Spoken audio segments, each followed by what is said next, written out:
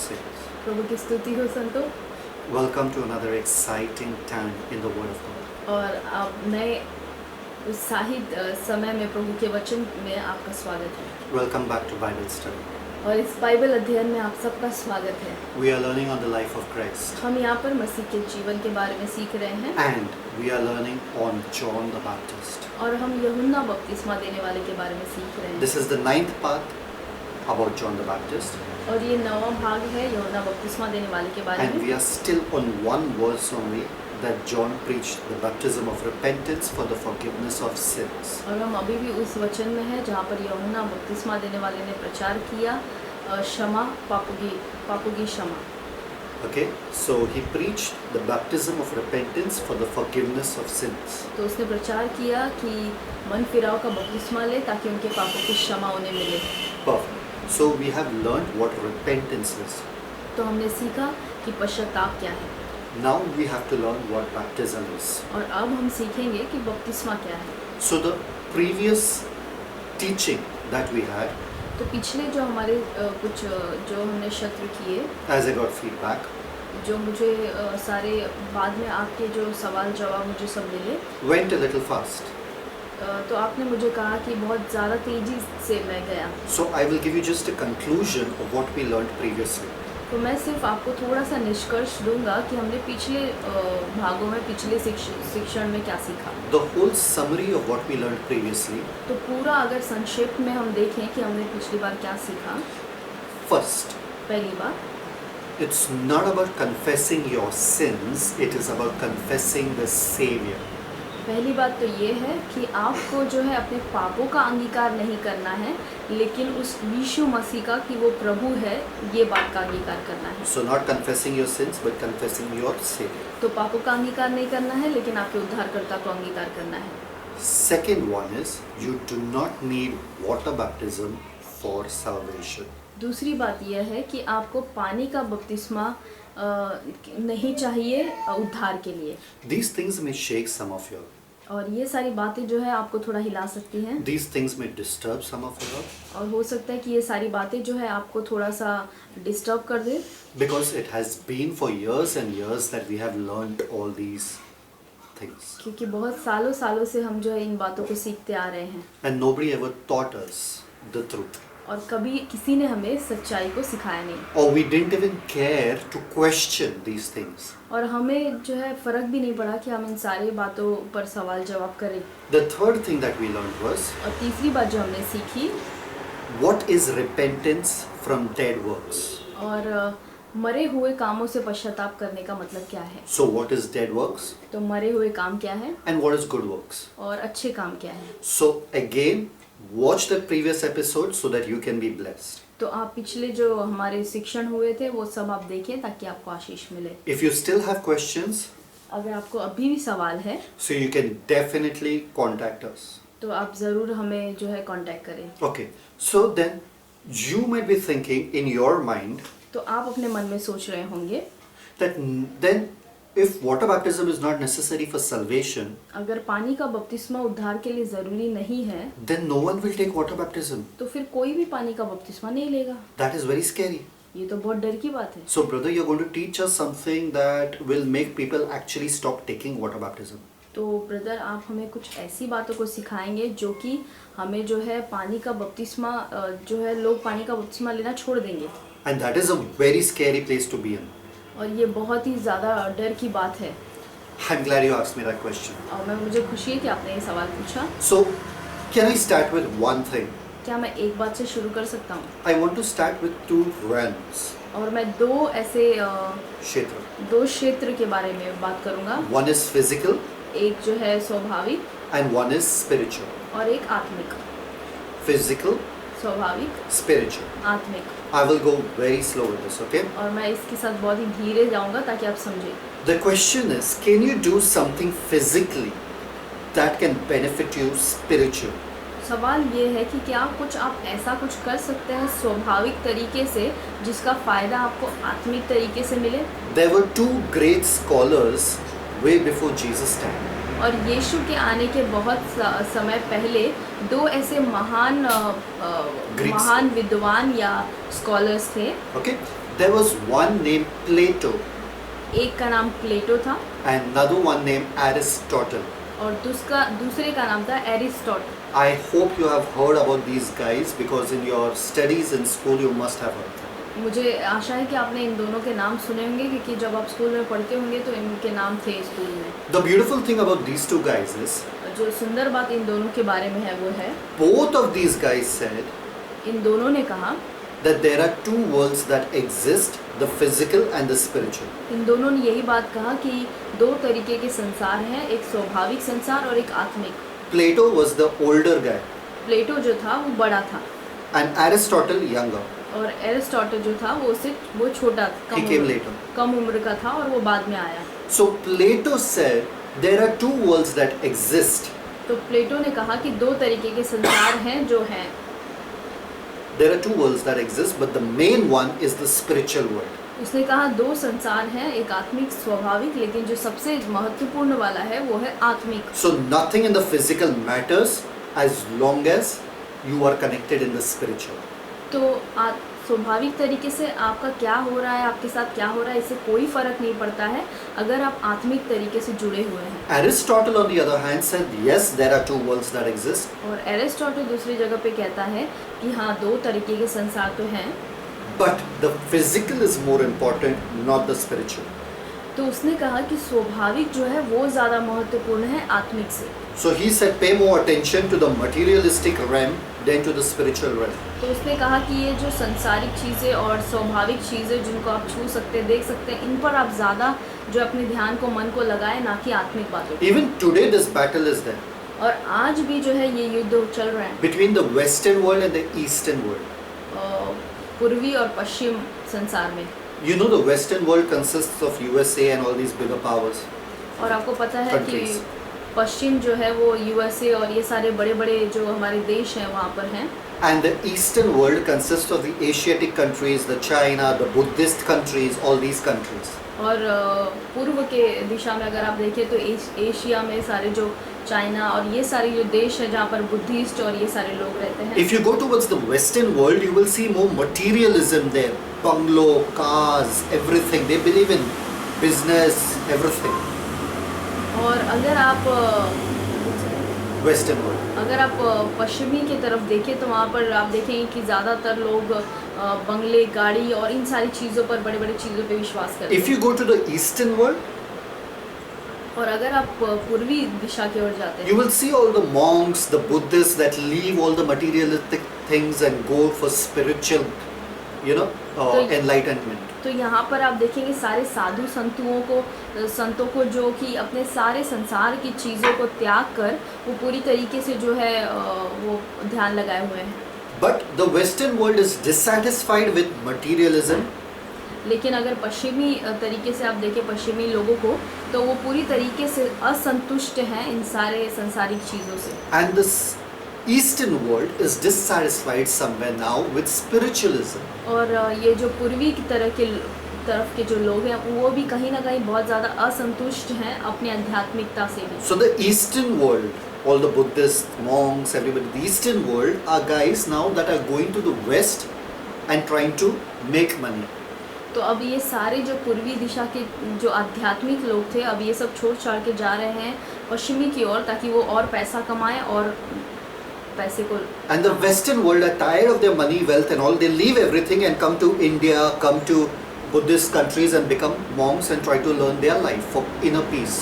और ये सारे अब जो पश्चिमी ओर के जो लोग हैं वो अपने ये पैसे वैसे को छोड़कर त्याग कर अब ये जो है भारत देश में और पूर्वी दिशा की ओर बढ़ रहे हैं ताकि वो साधु संत बने और आध्यात्मिक बातों पर अपने ध्यान को लगाए ताकि उनको अंदर की शांति मिले। Therefore you see in Hare Krishna temples and all that there are so many foreigners there.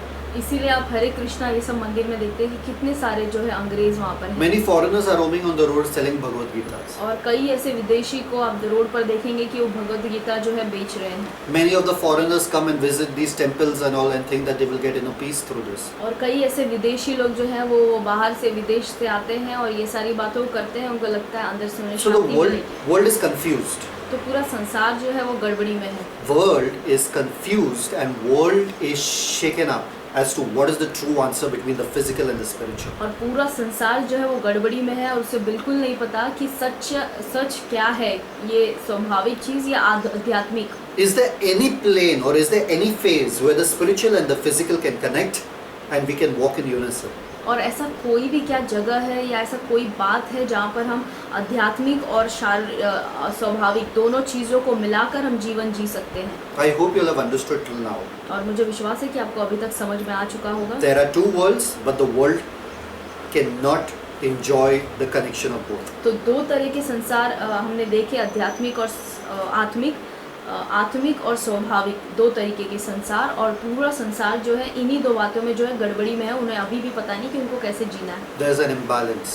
और दोनों में जो है संतुलन नहीं है। But there is only one place you can find a proper balance for this, and that is the Bible.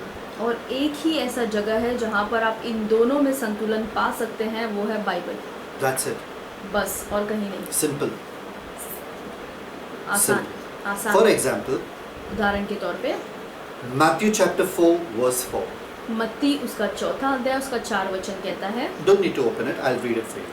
आपको खोलने की जरूरत नहीं, मैं आपके लिए पढ़ दूंगा। But he answered and said, "It is written, man shall not live by bread alone, but by every word that proceedeth out of the mouth of God."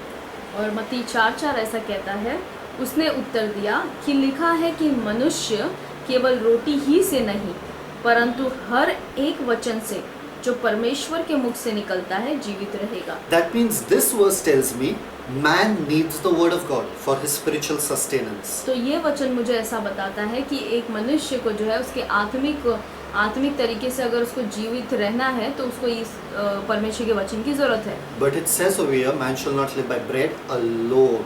लेकिन यहाँ पर वो ये भी कहता है कि मनुष्य केवल रोटी ही से नहीं, यानी That means man needs bread for his physical sustenance. इसका मतलब कि मनुष्य को रोटी की जरूरत है उसके शारीरिक देह के लिए। Second example. दूसरा उदाहरण 1 Timothy 4:8. पहला तिमुथियुस उसका 4 अध्याय 8 वचन। In 1 Timothy 4:8 it says, और पहला तिमुथी 4:8 कहता है, "For bodily exercise profiteth little, but godliness is profitable unto all things, having promise of the life that is now and of that which is to come." क्योंकि देह की साधना से कम लाभ होता है पर भक्ति सब बातों के लिए लाभदायक है, क्योंकि इस समय के और आने वाले जीवन की भी प्रतिज्ञा इसी के लिए है। So over here it's saying bodily exercise profiteth little. तो यहाँ पर ऐसा लिखा है कि क्योंकि देह की साधना से कम लाभ होता है But godliness is profitable unto all. लेकिन भक्ति सब बातों के लिए लाभदायक है। So exercise yourself unto godliness for your spiritual sustenance. तो आप जो है आत्मिक तरीके से भक्ति करें ताकि आपका जो आत्मिक है आप आत्मिक बढ़ोतरी करें, For your spiritual strength. आपके आत्मिक मजबूती के लिए। But it says bodily exercise profiteth little. That means there is profit even in bodily exercise. तो यहाँ पर कहता है कि शरीर की साधना या शरीर के व्यायाम से आपको शरीर में भी फायदा मिलता है, थोड़ा मिलता है लेकिन इसमें भी फायदा है। That means इसका मतलब exercising bodily gives you bodily physical strength. इसका मतलब कि शारीरिक तरीके से अगर आप व्यायाम करते हैं तो आपको शरीर में जो है मजबूती मिलती है। I hope you got the two examples. मुझे विश्वास है कि आपको ये दो उदाहरण मिल चुके हैं। Matthew 4:4 for the word of God spiritual sustenance, bread physical sustenance. और मत्ती 4:4 परमेश्वर का वचन जो है आपके आत्मिक बढ़ोतरी के लिए है और रोटी आपके शारीरिक बढ़ोतरी के लिए। And here 1 Timothy 4:8। 1 Timothy 4:8 Yes. godliness, exercising unto godliness, Amen. spiritual strength and exercising in the body physical strength. तो यहाँ पर पहला तिमोथी 4:8 में जो हमने देखा कि शारीरिक तरीके से व्यायाम करने का मतलब आपको शरीर को मजबूती मिलती है और आत्मिक तरीके से भक्ति में चलने का मतलब आपको आत्मिकता में मजबूती मिलती है। So I want to ask all those super spiritual saints that are out there. तो जो बहुत ज़्यादा अपने आप को आत्मिक बनाकर रखा है जो बाहर लोगों ने, उनसे मैं एक सवाल पूछना चाहता हूँ। The people who say what is kept in this life, why should we attach ourselves to the things of the world and we don't need this physical, they ignore the physical completely and just go super spiritual. तो जो लोग कहते हैं कि अरे इस दुनिया की चीज़ों से हमें अपने आप को नहीं जोड़ना है इस दुनिया से मुझे कोई लेना देना नहीं है, इस दुनिया की चीज़ों में मुझे कुछ रखा नहीं है। तो जो बाहर बहुत ज़्यादा आत्मिक लोग हैं उनके लिए मैं पूछना चाहता हूँ I want to ask you, is God interested in the physical? कि क्या परमेश्वर स्वाभाविक चीज़ों में दिलचस्पी रखता है? See, before I go into baptism, I need to clear this.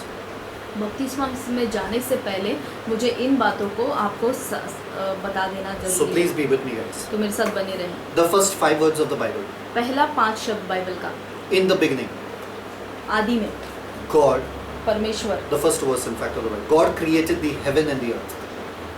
आदि में परमेश्वर ने आकाश और पृथ्वी की रचना की। The first verse of the Bible. Bible का सबसे पहला वचन। If God was interested in only the spiritual, He wouldn't create the physical. अगर परमेश्वर केवल आत्मिक बातों में ही जो है दिलचस्पी रखता तो वो स्वाभाविक चीज़ों को नहीं बनाता। If God was interested in only the spiritual, He wouldn't say the earth that He created was good. अगर परमेश्वर केवल आत्मिक बातों में ही दिलचस्पी रखता तो जो पृथ्वी उसने बनाई उसको देखकर वो नहीं कहता कि हाँ ये अच्छा है। So for God, the physical is good.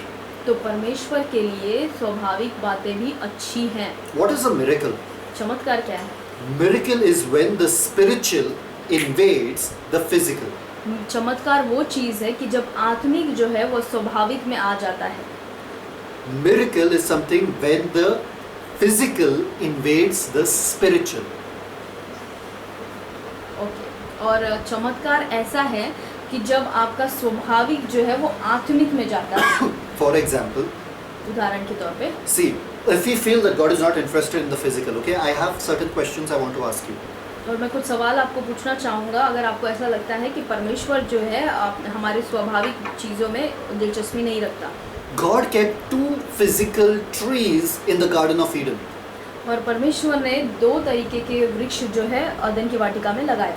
And physical actions of eating the physical fruit would determine the spiritual consequence. और स्वाभाविक तरीके से स्वाभाविक फल को खाना उनके आत्मिक बात को जो है प्रकट करता। It would express the spiritual attitude.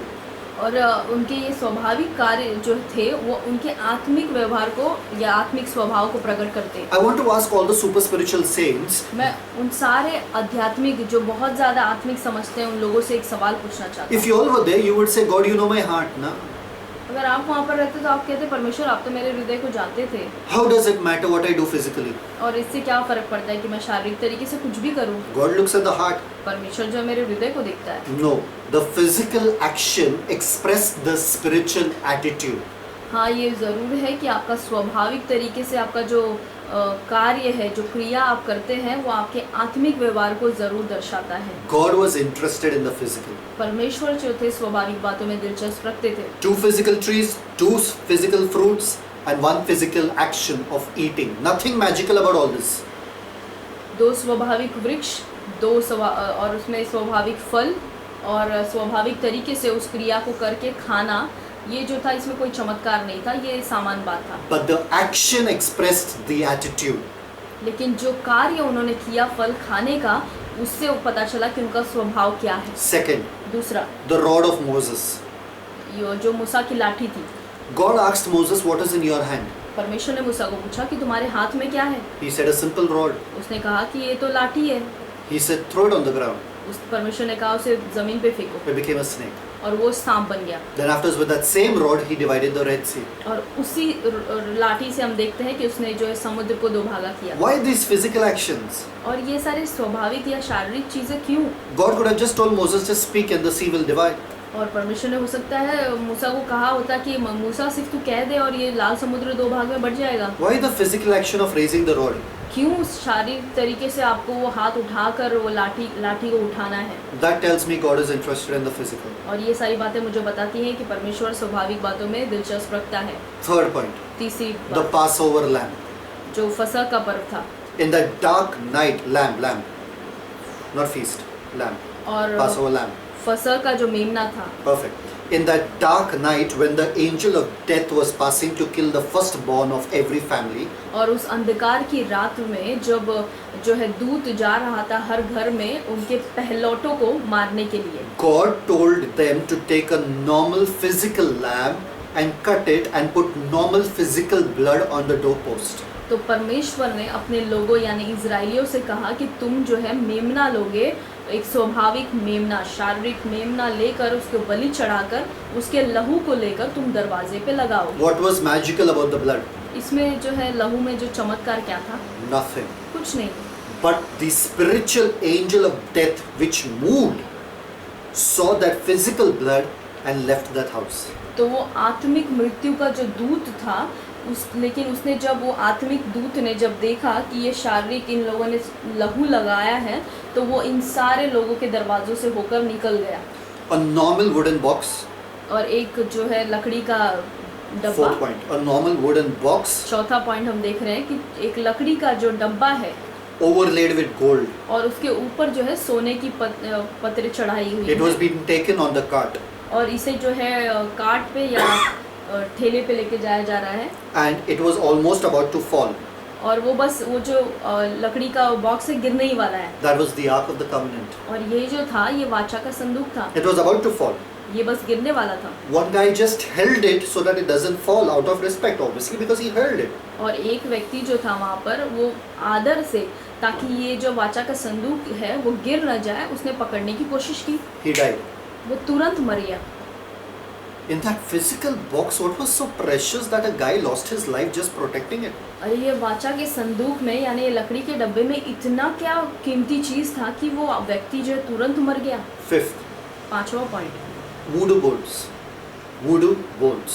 वुडू boards And mirrors. और मिरर्स Aina. Mirrors. और जो शीशा है, आईना है। Perfect. People communicate to the realm of the occultic and people communicate to evil spirits through that. और ये जो वुडू लोग यानी जो जादू टोना लोग करते हैं ये लोग शीशे में देखकर अपने आप को ये जो है आत्मिक संसार में अपने आप को जोड़ते थे और मरे हुए लोगों से ये बातें करते थे। It's physical mirror और ये जो मिरर जो आईना है, शीशा, ये तो स्वाभाविक है and it's a physical board. और जो लकड़ी भी जो था वो भी स्वाभाविक था। But even the occult world uses this as entrance into spiritual mediums. लेकिन ये जो जादू टोने वाले लोग हैं ये भी जो है ये आत्मिक संसार में जाने के लिए ये इन चीज़ों का प्रयोग करते हैं। The book of Leviticus, this is the sixth point. छठा पॉइंट, लेव व्यवस्था की पुस्तक में There are so many physical sacrifices and offerings. कई ऐसे स्वाभाविक तरीके से बलि चढ़ाना और जानवरों को मारना लिखा है। It all expresses the spiritual attitude of worship to God. और ये सब कुछ जो है दर्शाता है कि कैसे आत्मिक तरीके से हमें परमेश्वर की आराधना करनी Now है। you will say years later, God hated all these spiritual offerings and और sacrifices. आप अभी Physical, sorry. मैं कहूँगा कि जो है परमेश्वर आगे जाकर इन सारे बलियों से जो है वो तो नफरत करने लगता है। Why? क्यों? God hates it when you substitute the spiritual only for the physical. और परमेश्वर जो है उन बातों से नफरत करते हैं अगर आप आत्मिक चीज़ों को जो आप कर रहे हैं अगर उसको सिर्फ आप शारीरिक तौर पे करें। If the spiritual is not included in the physical action, he hates it. अगर आप जो स्वाभाविक तरीके से या शारीरिक तरीके से आप जो भी काम कर रहे हैं अगर उसमें आत्मिकता को आप नहीं लाते तो परमेश्वर उससे नफरत करते हैं। He wants the physical to express the spiritual. वो चाहते हैं कि शरीर में आप जो कुछ करें वो आत्मिक बातों को प्रदर्शित He करें। has no problem with the physical. और शरीर की बातों में या शारीरिक चीज़ों में परमेश्वर जो है नफरत नहीं करते। Once your spiritual is right, अगर आपका आत्मिक जीवन अच्छा है everything you do physically is awesome and तो आप God accepts it. तो शारीरिक तरीके से आप जो भी करते हैं परमेश्वर उसे स्वीकारते हैं। For example, उदाहरण के तौर you lift your hands up in worship पर आप अपने हाथों को आराधना में उठाते हैं because the praise and worship leader said lift your hands. क्योंकि स्तुति आराधना के अगुवे ने कहा कि अपने हाथ उठाओ। You lift your hands as if like those small little children who are told to kneel out of the class. तो आप तो उन छोटे बच्चों के समान अपने हाथों को उठा रहे हो जिनको कहा गया है कि वो क्लास के बाहर जाएं और घुटने पे आएं They start holding up hands like that. और वो अपने हाथों को इस वैसे तरीके से हैं। उठाएंगे, ऐसे Tired. उठाएंगे। Their hands are tired. उनका हाथ जो थक चुका है। What if somebody is lifting their hands like this, what do you feel their spiritual is? और जो कोई ऐसे तरीके से हाथ उठा रहा है एकदम थके हुए, तो आपको क्या लगता है कि उनका आत्मिक जीवन कैसा होगा? And if somebody is lifting up like this their hands, what do you think their spiritual is? और जो कोई अपने हाथों को इस तरीके से लहरा रहा है परमेश्वर की आराधना में, उनकी आत्मिक जीवन उनका कैसा So होगा? God is not interested in your physical if it has no spiritual to it. तो परमेश्वर जो है आपके स्वाभाविक कार्यों में बिल्कुल दिलचस्पी नहीं रखता अगर इसमें आत्मिक चीजें नहीं जुड़ी होती। Brother, all that you said right now was Old Testament. भाई आपने अभी जो कुछ भी कहा ये सब तो पुराना नियम है। What about New Testament? नए नियम में क्या? New Testament, everything is spiritual. नए नियम में तो सब कुछ आत्मिक है। Jesus said in John 4:24, यीशु ने 4:24 यूहन्ना के 4:24 में कहा, God is a spirit and they that worship him must worship him in spirit and truth. परमेश्वर आत्मा है और जो कोई उसकी आराधना करता है वो आत्मा और सच्चाई से करे। Matthew 15:17 to 19, मत्ती 15 उसका 17 से 19 कहता है, he says, out of the heart, it's not what goes into the mouth, but out of the heart proceeds evil thoughts and murders and lying and everything. वो कहता है कि जो मन के अंदर से जो झूठ और हत्या और व्यभिचार और ये सारी जो ख्याल गंदे गंदे आते हैं वो मनुष्य को अशुद्ध करते हैं। So it's something that comes from inside.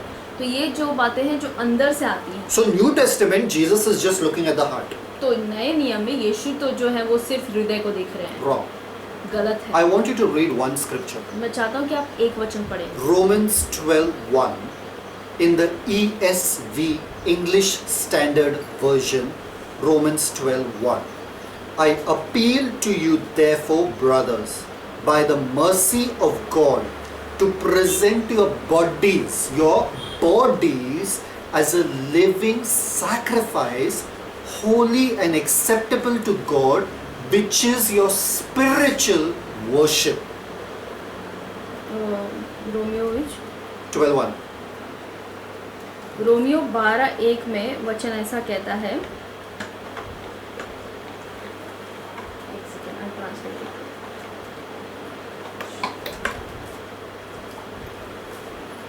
Thank you, Father.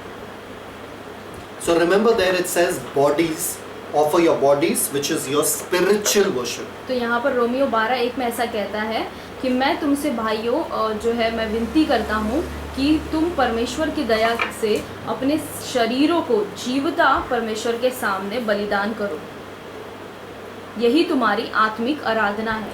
So your body, offering of your body is spiritual worship. There the physical and the spiritual come in touch. तो इसका मतलब आप शारीरिक तरीके से जो अपने शरीर का बलि चढ़ाते हैं, जीवित बलि, ये जो है आपके लिए परमेश्वर के लिए आत्मिक आराधना है। One question for you. एक सवाल आपके लिए, Where does the Holy Spirit stay in your body? पवित्र आत्मा जो है आप कहाँ रहते हैं? In your spirit? क्या आपके आत्मा में? What is the temple of the Holy Ghost? पवित्र आत्मा का जो देह, पवित्र आत्मा का जो मंदिर है वो क्या है? Is it your spirit क्या ये आत्मा है or is it your body? या ये शरीर आपका देह है? God is interested in your body even in the New Testament. आमीन। परमेश्वर जो है वो आपके शरीर में नए नियम में भी दिलचस्पी रखते हैं। Hallelujah. Flesh is different from body. जो शरीर जो है वो शरीर के कामों से जो है अलग है। Flesh. देह. देह जो है वो शरीर से अलग है। शरीर के कामों से अलग है। Okay, flesh. Just get it. Flesh. The carnal mind. Flesh. Okay. Flash यानी कि जो स्वाभाविक मनुष्य जो शारीरिक तरीके से सोचता है। Okay. That is different from body. और ये देह से जो है अलग है। Flesh is wrong. Body is not. जो फ्लैश है वो गलत है, शारीरिक तरीके से सोचना गलत है, शरीर गलत नहीं है। Okay. So I wish there were better words in Hindi. Let's find out. ठीक है? Okay. So physically controlled by the flesh is wrong. तो पूरी तरीके से जो है शारीरिक तरीके में नियंत्रण रखना जो है जीना वो गलत है। Your body is a physical casket. आपका जो शरीर है, जो देह है, वो स्वाभाविक जो है एक It's a casket. It's a basket. स्वाभाविक एक बक्सा है। Okay. In this there are two people that can control. और इसमें जो है दो लोग जो है आपका नियंत्रण कर सकते The हैं। flesh. एक तो है जो देह है The spirit. और दूसरा जो है वो आत्मा। Okay. Therefore, in Romans 8 you find they that walk after the flesh and they that walk after the spirit. और इसीलिए रोमियो 8 में लिखा गया है, दो तरीके के लोग, एक जो ऐन्द्रिक तरीके से यानी शारीरिक तरीके से जो चलते हैं और एक आत्मा के चलाए। The walking is done by the body, शरीर है जो चलता है, but after the flesh or the spirit is done by these two forces. लेकिन किसके पीछे ये शरीर चलता है? या तो वो देह यानी शारीरिक चीज़ों पे या फिर आत्मिक बातों पे। So this body is not wrong. तो ये जो शरीर है आपका, देह है, ये गलत नहीं है। This body is not your problem. ये जो शरीर है ये आपका जो See, है I'm समस्या telling नहीं you है। why. Just understand. Because many people think that I'll beat up this body so I can become more spiritual. तो लोग सोचते हैं कि मैं इस देह को जो है बहुत मारूंगा, कूटूंगा ताकि मैं बहुत आत्मिक बनूं। It's not this body that's a problem. It's the flesh nature that's a problem. ये जो शरीर आपका देह है ये जो है ये समस्या नहीं है, जो आपका शारीरिक स्वभाव है वो समस्या है। Many people think if I starve myself enough, I'll become more spiritual. So I do more fasting of 40 days. कई लोग सोचते हैं कि जब मैं अपने आप को बहुत ज़्यादा भूखा रखूंगा तो मैं बहुत आत्मिक बन जाऊंगा, इसलिए 40 दिन का उपवास करते हैं। It's not about starving this body. ये इस शरीर को भूखा रखने से नहीं होगा, It's about starving the flesh. ये जो है आपका जो शारीरिक स्वभाव जो सोच है उसको भूखा रखना है। Guys, there is a very thin line.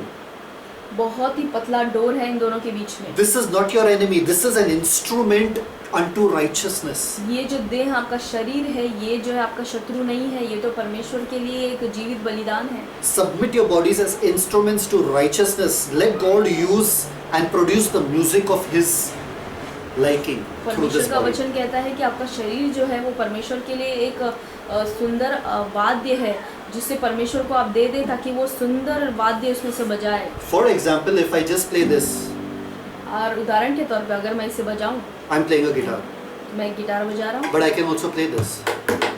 हूँ लेकिन मैं इसमें ये भी बजा सकता हूँ। So what is this? तो ये क्या है? This is like beats, ये जो है बीट के समान but है, this is supposed to be a guitar. लेकिन ये तो गिटार है। It's supposed to be producing guitar. ये गिटार के जैसा ही आवाज़ आना चाहिए। It's not supposed to be producing beats, ये बीट में इसका आवाज़ नहीं आना चाहिए बीट but का। I will use it as beats, लेकिन मैं इसे बीट के जैसा or I will use use it for something else. करूँ या मैं इसके किसी और चीज़ के लिए इस्तेमाल So करूँ। God's music has to be played through your body. लेकिन परमेश्वर का जो म्यूजिक है या उसकी जो वाद्य है वो आपके जैसे ही मतलब जैसा चाहे वो वैसा बजा। This is your body. ये आपका शरीर है। But what comes out of it determines the person who's playing it. Is he playing it as a guitar or is he playing it as a drum? तो आपका ये आपके शरीर के समान है, जो व्यक्ति इसे बजा रहा है वो उसकी मर्जी कि उसे वो ढोलक के समान बजाना चाहता है, बीट के समान या फिर गिटार के समान। Now this has to be played as a guitar. इसको जो है ये तो गिटार के जैसा ही बजाना चाहिए। Your body is the instrument. आपका जो शरीर है वो एक वाद्य के समान है Submit it as instruments of righteousness to play guitar, not drum. और इसको जो है इस देह को परमेश्वर के सामने वाद्य के समान चढ़ा दिया गया है और परमेश्वर जो है इसको एक गिटार के समान आपके द्वारा ध्वनि निकालनी चाहिए, ड्रम के समान नहीं। Don't let flesh express itself through your body. तो आपके शरीर से जो है शारीरिक काम, शारीरिक सोच, शारीरिक बातें नहीं निकलनी चाहिए, Let the spirit express itself through your body. लेकिन आपके देह के द्वारा आत्मिक चीज़ें प्रदर्शित होनी चाहिए। Now you might be thinking, how can I let the spirit express itself through this physical body? अब आप सोच रहे होंगे कि मेरे आत्मिक चीज़ों को मैं कैसे इन देह के द्वारा प्रदर्शित करूं? You can either look front or you can look back. या तो आप आगे देख सकते हैं या तो आप पीछे देख सकते You हैं। cannot look front and back at the same time. आप एक ही बार में जो है आगे पीछे दोनों तरफ नहीं देख सकते। Now many smart people like you would be telling me, और आप बहुत सारे जो स्मार्ट लोग हैं आपकी तरह वो मुझे बोलेंगे I can put a mirror and look back. Here. मैं तो सामने शीशा लगा के पीछे भी देख सकता हूँ। Okay, just get the illustration. Now leave that. और आप जो है बस उदाहरण को देखें, वो छोड़ दें। So you can physically, if you're standing without a mirror, look straight or either look back.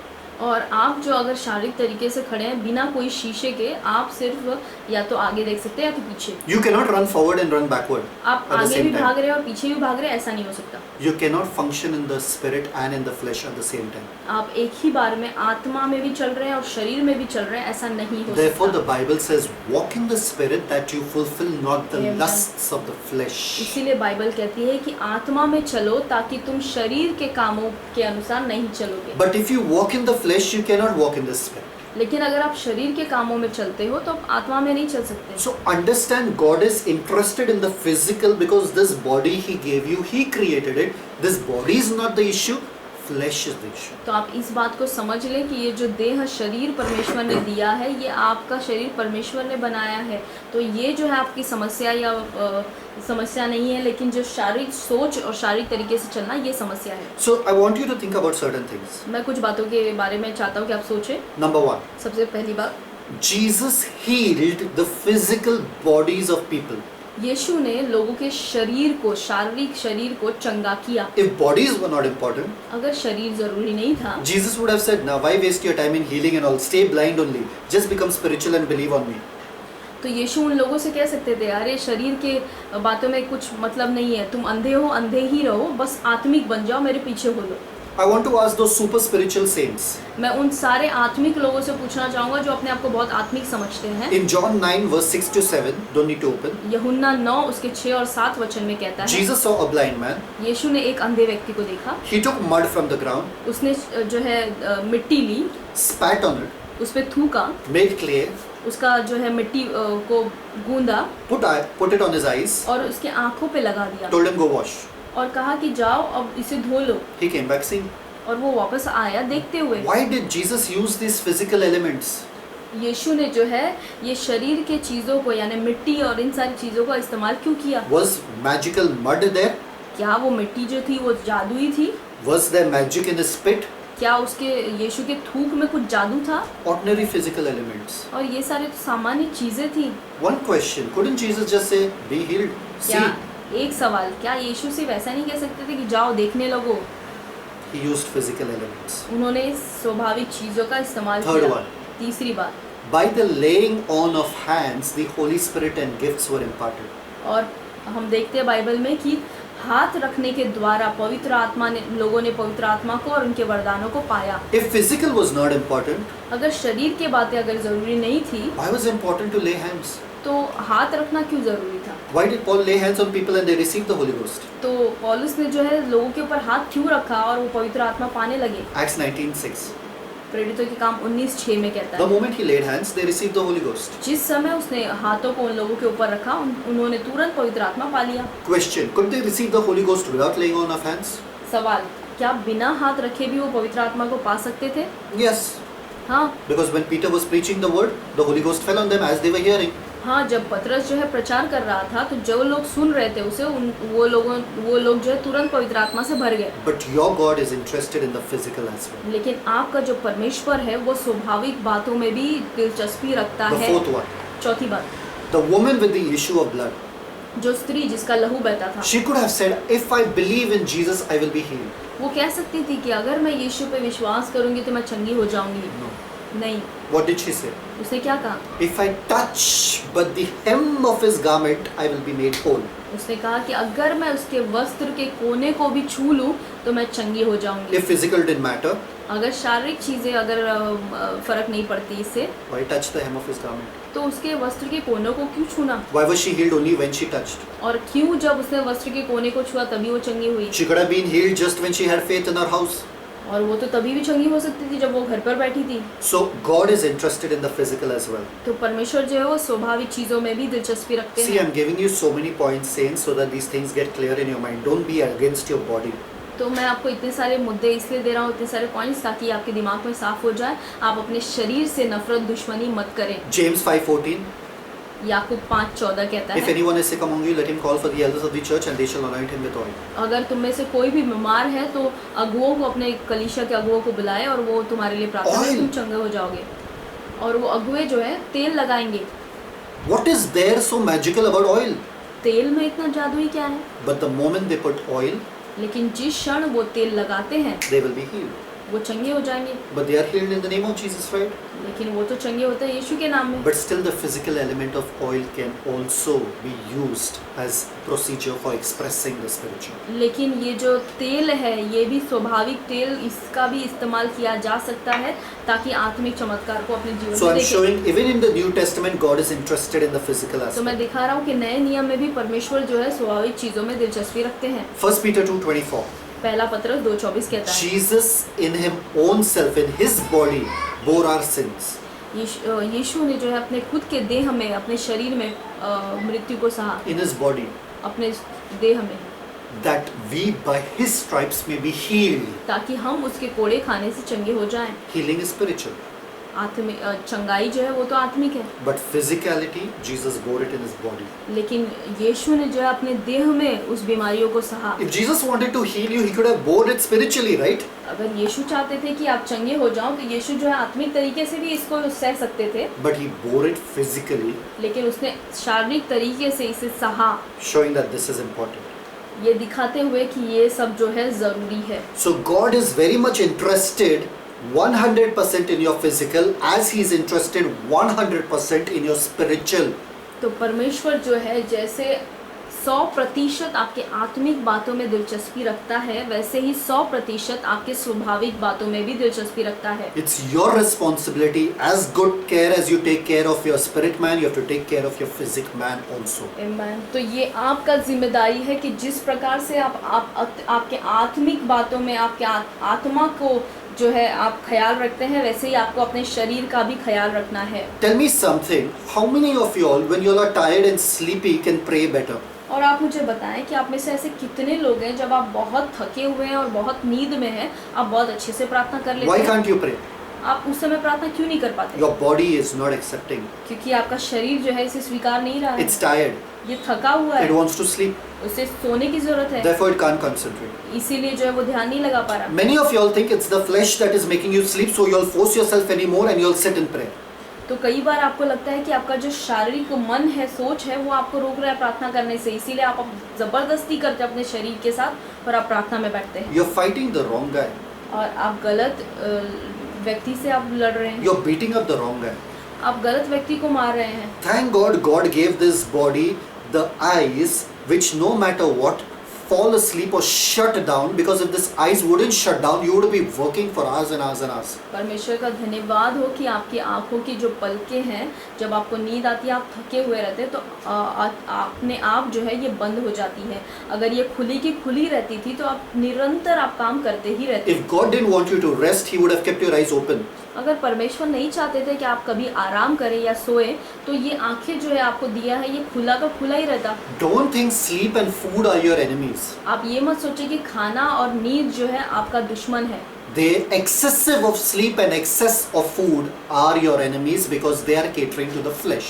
अगर ज़्यादा आप सो रहे हैं या ज़्यादा खाना खा रहे हैं तो ये आपका दुश्मन है, क्योंकि तब आप जो है शारीरिक तरीके से चल रहे हैं। For example, I'll tell you something. When उदाहरण- I am studying a sermon or when I am studying the Bible, उदाहरण के तौर पे जब मैं बाइबल पढ़ता हूँ and I read and I read and I'm reading with a fresh mind, और जब मैं मेरे ताज़े मन से इसे पढ़ रहा हूँ hours and hours. घंटों घंटों तक, But when I feel that I'm getting nothing and I'm feeling little sleepy and drowsy, और जब मुझे ऐसा लगता है कि अब मुझे बहुत ज़्यादा नींद आ रही है, मुझे कुछ समझ में नहीं आ रहा है, I don't force myself to sit and read anyways. तो मैं अपने आप पर ज़बरदस्ती नहीं करता कि नहीं मैं बैठा रहूँगा और पढ़ते रहूँगा। My mind shuts down. मेरा दिमाग उस समय काम नहीं करता, I don't understand anything. मुझे कुछ समझ में I नहीं close आता। the Bible. मैं बाइबल बंद करता I'll हूँ go and sleep. और मैं तुरंत जाकर थोड़ा सो लेता हूँ, Within 10 minutes, I get a power nap. और 10 मिनट के अंदर ही मेरा जो है नींद पूरा हो जाता है। I get up back again. मैं फिर से उठता हूँ, I open the Bible. मैं बाइबल खोलता हूँ I get much better revelation. और मुझे उससे कई ज़्यादा अच्छे जो है प्रकाशन मिलते हैं। Don't fight your body.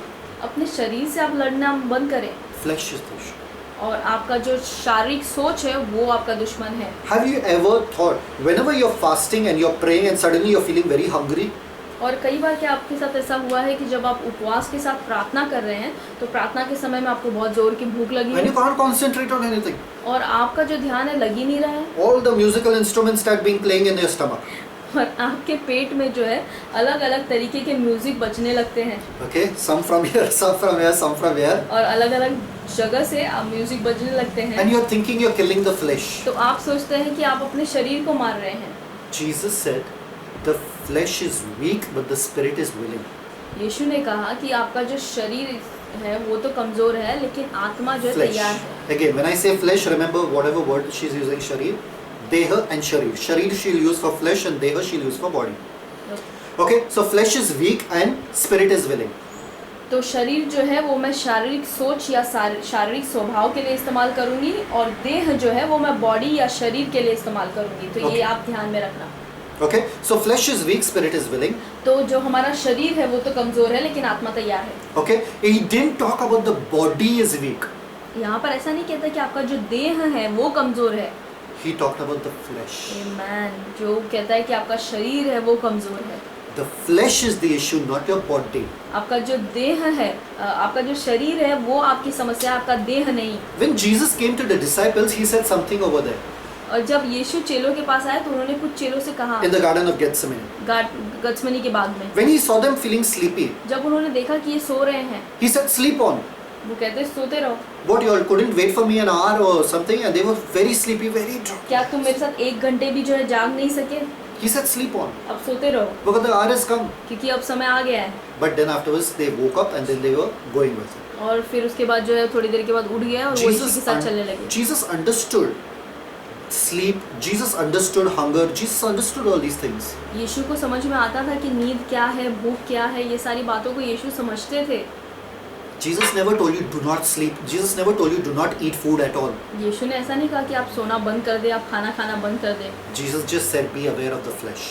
यीशु ने सिर्फ इतना ही कहा कि अपने शरीर पर आप ध्यान दें कि कैसा वो चल रहा है। It's not because of the body you fall into temptation. और ये देह नहीं है जो कि आपको अभिलाषा में लाता है, It's because of the flesh. ये शरीर के काम है जो आपको अभिलाषा में लाता है। Guys, come on. It's not the body, it's the desires of the flesh, the flesh. ये आपका देह नहीं है, लेकिन ये शरीर के जो इच्छाएं हैं, शरीर के जो काम हैं। So conclusion, तो निष्कर्ष ये है God is interested in the physical as well as in the spiritual.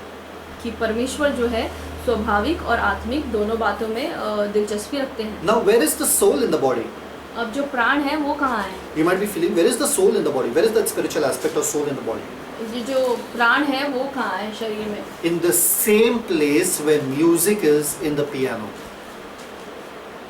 उसी जगह पे जहाँ पर पियानो में म्यूजिक है। If you take out the music, when you play the piano, you play the music, you get the music. जब आप piano बजाते हैं तो आप म्यूजिक सुनते हैं। Break the piano, आप पियानो को तोड़ दे music no more comes. तो उसमें से म्यूजिक बिल्कुल नहीं आएगा। Interesting, right? So as long as your soul is in the body, it is the music of your body. Your body is the instrument and the spirit is this music. The spirit is music or soul? Soul is music, soul spirit. तो आपका जो देह है उसके लिए जो है जो प्राण है वो जो है वो एक म्यूजिक के समान है। अगर आप उसको तोड़ देंगे तो इस देह से कोई भी अच्छी आवाज़ नहीं आएगी। Do not break your instrument, otherwise the music of the soul will sound off to you. तो आपका जो ये शरीर है या ये जो इंस्ट्रूमेंट है, वाद्य है, इसे आप ना तोड़ें, नहीं तो आपके प्राण से या आत्मा से जो सुंदर म्यूजिक या ध्वनि निकलती है वो नहीं निकलेगी। Take care of this. इसका ध्यान रखें आप। Your soul and your spirit will flow beautifully. अगर आप अपने देह का अच्छे से ध्यान रखते हैं तो आपका आत्मा और प्राण जो है बहुत सुंदर तरीके से काम So करेगा। now, तो आप देखें। you might be wondering, where does baptism fit in all this? अरे इन सब में बपतिस्मा कहाँ आ रहा है? Thank you for asking that question. धन्यवाद ये सवाल पूछने के लिए। Interesting. दिलचस्प। I want to tell you something. You might be thinking, baptism, which is a physical ordinance, why does God even want it? और आप सोच रहे होंगे कि ये बपतिस्मा जो है जो शारीरिक तरीके से दिखाता है, ये परमेश्वर को इसमें दिलचस्पी क्यों थी? God knows my heart. If I believe in Jesus Christ, that's more than enough. Why do I need a physical ordinance of baptism? परमेश्वर मेरे हृदय को जानता है कि मैं उसके पीछे हो लिया हूँ। उसे इस बात की ज़रूरत क्या है कि मैं जो है स्वाभाविक तरीके से पानी का बपतिस्मा लूँ? Because God is interested in the physical act expressing the spiritual reality. क्योंकि परमेश्वर जो है आपके स्वाभाविक कार्य में भी दिलचस्पी रखते हैं जिससे आप प्रदर्शित करते हैं आत्मिक बातों को। So the super spiritual Christians will feel, if I believe in Jesus, that's more than enough. But for the real Christians, you know, God is interested in the physical act expressing a beautiful reality. तो अपने आप को जो बहुत ज़्यादा आत्मिक लोग समझते हैं उनको लगता है कि मैंने तो यीशु पे विश्वास किया, ये काफ़ी है। लेकिन जो सच्चा मसीही है उसको पता होना चाहिए कि बपतिस्मा लेना ज़रूरी है। ये दिखाता है आपके आत्मिक बातों को प्रदर्शित करता The है। Lord Jesus Christ gave us only 2 ordinances. यीशु मसीह ने हमें केवल 2 आज्ञा दी, 2 physical ordinances. 2 शारीरिक आज्ञा। 1, baptism in water, एक पानी में बपतिस्मा that depicts the death, the burial and the resurrection of the Lord Jesus जो Christ. दर्शाता है यीशु मसीह का क्रूस पर मरना, गाड़ा जाना और तीसरे दिन जी उठना। Second, the Holy Communion, which depicts the remembering the Lord's death. और दूसरा जो यीशु ने दिया हमें वो है प्रभु भोज, जो कि दर्शाता है यीशु मसीह के मृत्यु को। Why only 2 ordinances? केवल 2 आज्ञाएं क्यों? In the Old Testament, there were so many ordinances. पुराने नियम में तो ऐसी बहुत सारी आज्ञाएं थी। Do this, do that, do this, do that, do this, do that. ये करें, वो करें, ये करें, वो करें। But in the New Testament, only 2. लेकिन नए नियम में केवल 2। And in that also, you want to question one of them. और उसमें भी जो है आपको सवाल उठाना है एक के ऊपर।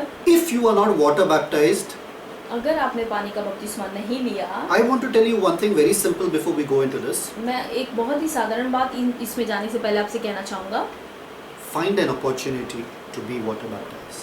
कि आप मौका ढूंढे कि कब आप पानी का बपतिस्मा ले सकते हैं।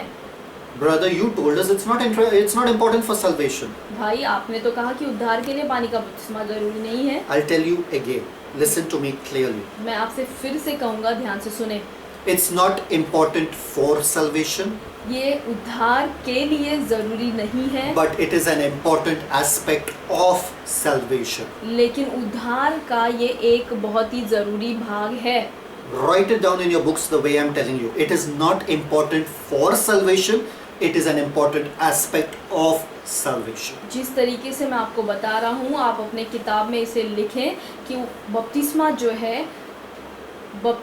है वो उद्धार के लिए ज़रूरी नहीं है, लेकिन बपतिस्मा उद्धार का एक ज़रूरी भाग है। Tell me something, how many times, see, today there is no one more qualified in a wrong way to speak about this than me. और अगर मैं आपसे कहूँ तो आज मेरे अलावा मेरे जैसा जो है कोई नहीं होगा इस बारे में बताने के लिए, क्योंकि मैं जो बिल्कुल योग्य नहीं हूँ इस बारे में बताने। I'll tell you why. मैं बताऊँगा आपको क्यों। I had a concept. मेरे मन में एक ऐसा कॉन्सेप्ट था, The moment people take baptism, जिस क्षण लोग बपतिस्मा लेते हैं, go into the water, जैसे वो पानी में जाते हैं, something magical happens कुछ तो वहाँ पर जादुई होता है, that when they come out of the water, ताकि जब वो ऊपर पानी के आते हैं they are a new person. वो एकदम नए व्यक्ति बन जाते They हैं। don't get angry anymore. उनको बिल्कुल गुस्सा नहीं आता, They don't shout anymore. उनको चिल्लाते नहीं है, They are very holy. और वो बहुत ही पवित्र लोग हो जाते Suddenly हैं। magic starts happening through their hands and they start healing people. और अचानक से उनके हाथ में कुछ जादू होने लगता है और लोगों को चंगा करने लगते So हैं। I took water baptism when I was very small तो मैंने पानी का बपतिस्मा लिया जब मैं बहुत छोटा था। by a pastor and he said, "Are you ready?" तो एक पास्टर ने मुझसे कहा, क्या तुम तैयार हो? I said, "I'm ready." मैंने कहा, हाँ मैं तैयार हूँ। I was very excited. मुझे तो बहुत उत्साह था Finally I'm taking baptism. कि अब मैं आखिरी में बपतिस्मा ले रहा हूँ आखिर में। Roger will change. अब रॉजर जो पूरा बदल जाएगा। That old Roger will go down, the new Roger will come up. वो पुराना रॉजर जो है वो तो नीचे चला जाएगा, अब नया रॉजर जी उठेगा। We went behind a church, there was a small tank. और हम कलीसिया के पीछे गए, वहाँ पर एक छोटा सा टंकी था Green water. और हरा पानी। You know what green water means? आपको पता है हरा पानी क्या होता है? One guy went inside and first was throwing out all the frogs from that water. एक आदमी जो है वो पहले अंदर गया और उसमें से सारे मेंढक को जो है बाहर निकाल कर फेंक रहा था। I guess I said these are the guys who took baptism before me. और मैंने सोचा लगता है ये मेंढकों ने मेरे से पहले बपतिस्मा ले लिया। I think उनका ये हश्र होगा. They didn't believe in Jesus properly. That's why they became frogs. But I was excited. I didn't care whether it was a frog tank or cockroach tank or any tank. I would just jump in.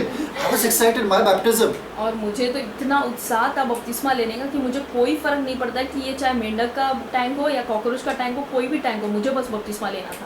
I was like everybody, and it's a big celebration, ना baptism. और बपतिस्मा तो ये तो बहुत बड़ा जश्न होता है। I went in. मैं तो अंदर गया। Are you ready to receive baptism in the name of the Father, the Son, and the Holy Spirit? तो पास्टर ने मुझसे पूछा, क्या तुम तैयार हो पिता पुत्र और पवित्र आत्मा के नाम में बपतिस्मा लेने के लिए? I said yes.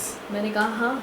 And then after he said, you know that your life is going to change completely, right? और उन्होंने कहा कि क्या आपको पता है कि इसके बाद आपका जीवन पूरी तरीके से बदलने वाला है? Yes. मैंने कहा हाँ हाँ। Sir, you cannot live the normal life again, back again. आप फिर से जो है वो पुराना जीवन नहीं जी सकते हैं। I said, who wants to? मैंने कहा किसको जीना है? And then afterwards he said, okay, hold your nose. तो उन्होंने कहा कि आप अपने नाक को पकड़े रहो।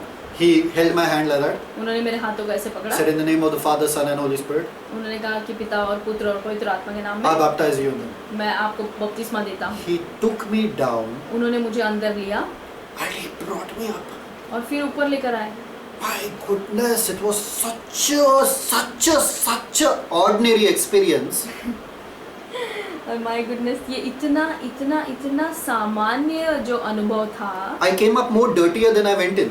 मैं तो जितना जब अंदर से बाहर आया तो और गंदा हो गया, because there was some kachara on me, क्योंकि मेरे ऊपर पूरा कचरा because लगा the हुआ tank was था, dirty. क्योंकि वो टैंक गंदा था। I thought something miraculous would happen. और मुझे तो लगा कि कुछ बहुत जादुई, कुछ चमत्कारी होगा। All I was went in dry and came out wet. That's it. मुझे सिर्फ इतना ही फर्क था कि मैं सूखा अंदर गया और भीग कर वापस बाहर आया बस। Then I went, I changed my clothes and all that. I said, now something will happen. फिर मैं गया अंदर, मैंने अपने कपड़े वपड़े बदले, मुझे लगा अब कुछ होगा, अब कुछ People होगा। started asking me, did you see any vision? लोगों ने मुझे पूछना शुरू किया, क्या आपने कोई दर्शन देखा? No. मैंने कहा नहीं। I said, okay, 1 day later, 2 day later, 3 day later, maybe something may happen. शायद एक दिन बाद, 2 या 3 दिन बाद कुछ ना कुछ तो होगा। Nothing. कुछ नहीं। I said, maybe I didn't do it right. तो मुझे लगा शायद मैंने इसे सही तरीके से नहीं किया। Because everybody gets visions or something or the other, prophecy कुछ ना कुछ तो होता है. Everybody gets it. जो लोग बपतिस्मा लेते हैं कुछ ना कुछ तो उनके साथ होता है, या तो उनको दर्शन मिलता है, भविष्यवाणी कुछ ना कुछ तो होता है। So guess what? Months later, one other pastor came and on a terrace in a tank, broken tub, bathtub, he was giving baptism to 2-3 people. और कुछ सालों बाद ऐसा हुआ कि मेरे टेरेस, बिल्डिंग के टेरेस पे ऊपर छत पे एक टूटा हुआ टब था, उसमें पानी भर के एक पास्टर जो है लोगों को बपतिस्मा दे रहे थे। And I was looking from top. I was sitting on the tank because I had to put water in that thing. तो So I was sitting on top and looking. तो मैं वो टंकी के ऊपर बैठकर नीचे देख रहा था कि कैसे इन लोग बपतिस्मा दे रहे हैं। And then after that I asked Mama, they're taking all baptism or what? मैंने फिर मम्मी से पूछा, क्या ये लोग बपतिस्मा ले रहे हैं? Can I also take? क्या मैं भी ले सकता हूँ?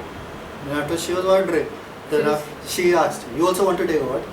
फिर वो सोचने लगी, वो बोलती क्या तुम्हें भी लेना है बपतिस्मा? I said first time to nothing happened, maybe second time I'll take something will happen.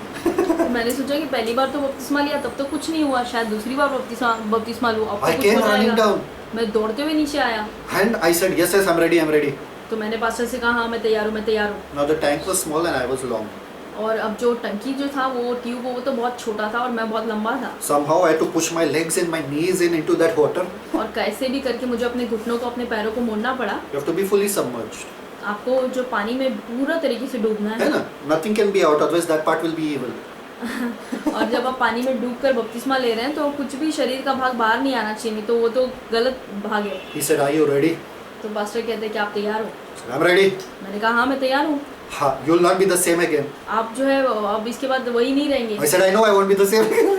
और मैंने कहा कि हाँ मुझे वैसे ही नहीं रहना है। I said, in the name of the Father, Son and Holy Spirit, उन्होंने कहा कि पिता और पुत्र और पवित्र आत्मा के नाम में I baptize you. मैं तुम्हें बपतिस्मा देता हूँ। And the moment he brought me up, और जिस समय वो मुझे पानी से बाहर लेकर आए, something miraculous happened. कुछ तो बहुत चमत्कारी हुआ। I came out wet. मैं गीला होकर बाहर आया I said, maybe now, this time I should start speaking in tongues. और अब इस बार तो मुझे अन्य अन्य भाषाओं में Just बोलना to चाहिए act super spiritual. और अब तो मुझे बहुत ज़्यादा आत्मिक दिखाना पड़ेगा। I already had tongues. Huh? मेरे पास पहले से ही जो है अन्य भाषा था, So I started speaking in tongues. तो मैं जो है उस टाइम पे अन्य अन्य भाषा बोलने लगा। I felt it would show that I am spirit filled. Now something different has happened. Maybe now it will happen. तो मुझे लगा कि शायद अब लोगों को लगेगा कि अरे ये तो बहुत ज़्यादा आत्मा से भर गया, बपतिस्मा लेने के बाद ये अन्य अन्य भाषा में बोल रहा है। Believe me, the next 3 days to 4 days, मुझ पर विश्वास करें, आगे उसके बाद के 3 और 4 दिन everybody felt that Jesus was in the house. सबको लगा कि यीशु जो है वो घर में है। Why? क्यों? Okay. Very silent, very holy behavior.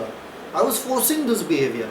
और घर में 3-4 दिन तो सबको ऐसा लगा कि यीशु घर में आ गए हैं, क्योंकि मैं बहुत ही कम बात करता, हाँ ठीक है, हाँ बहुत Sitting. कम बात करता और शांति से बैठा रहता Sitting and reading Bible only. और बैठकर बाइबल पढ़ते रहता। 5th day, 6th day, normal Roger back again. फिर 5वें-6ठे दिन तो वो रॉजर वापस नॉर्मल आ गया This also baptism didn't work. और ये बपतिस्मा भी दोबारा वो भी काम नहीं किया। How many times would you take baptism? और कितनी बार आप बपतिस्मा लोगे? So believe me guys, the one who's speaking to you is qualified to preach on baptism. तो ये बात पे विश्वास करें लोग, आप लोग कि जो आपको बपतिस्मा का प्रचार कर रहा है वो इस योग्य है कि वो प्रचार करे। Okay, so why 2 ordinances only? तो ये 2 आज्ञाएं हैं क्यों? Firstly, I want to ask you something about your birthday. और मैं एक सवाल पूछना चाहूँगा आपके जन्मदिन के बारे में। How many times were you born? कितनी बार आपने जन्म लिया? How many times? कितनी बार? Anybody 2 times, 3 times? Physically I'm talking. Huh? शारीरिक तरीके से क्या कोई 1 बार, 2 बार, 3 बार, 4 बार जन्मा है? You were born once. आप एक ही बार जन्मे। You are not born physically. again and again and again and again, only once. और शारीरिक तरीके से आप फिर जन्मे, ऐसा नहीं हुआ, आप केवल एक ही बार जन्म लिया आपने। So just as you cannot be born physically again and again and again, the same way you cannot be baptized again and again and again in the water. जिस तरीके से शारीरिक तरीके से आप बार बार जन्म नहीं ले सकते, एक ही बार जन्म ले सकते हो, उसी तरीके से बपतिस्मा जो है आप एक ही बार ले सकते हो, बार बार नहीं ले सकते। It's only a one-time event. ये केवल एक ही बार की घटना है आपके जीवन में। Is this point clear? क्या ये साफ हो गया आपके दिमाग में? The second point. दूसरा point, How many times do you celebrate your birthday? और आप कितनी बार जो है अपना जन्मदिन मनाते हैं? Every year? हर साल? Some people to celebrate more than once a year. और कुछ लोग जो है वो साल में कई बार भी मना लेते हैं। One day before my birthday, एक दिन मेरे जन्मदिन से पहले, one day after my birthday, एक दिन मेरे जन्मदिन के बाद, one week after my birthday, एक हफ्ता मेरे जन्मदिन के one पहले, week before my birthday. और एक हफ्ता मेरे जन्म के बाद। Some people celebrate their birthday again and again. और कुछ लोग जो है जन्मदिन बार मनाते ही रहते It हैं, doesn't finish only. वो खत्म ही नहीं होता उनका जन्मदिन। Okay, so how many times you celebrate your birthday? तो कितनी बार आप अपने जन्मदिन को मनाते हैं? Every year, again and again and again. हर साल बार। Why? क्यों? To remember the day you were born. ये इस चीज़ को याद करने के लिए कि आप जन्म आपने कब लिया। Guys, how many times you have to take the communion? आपको प्रभु भोज कितनी बार लेना है? Every time, as often as you can. जितनी बार आप ले सकते हैं। Why? क्यों? To remember the day you were born. Spiritually. आमेन।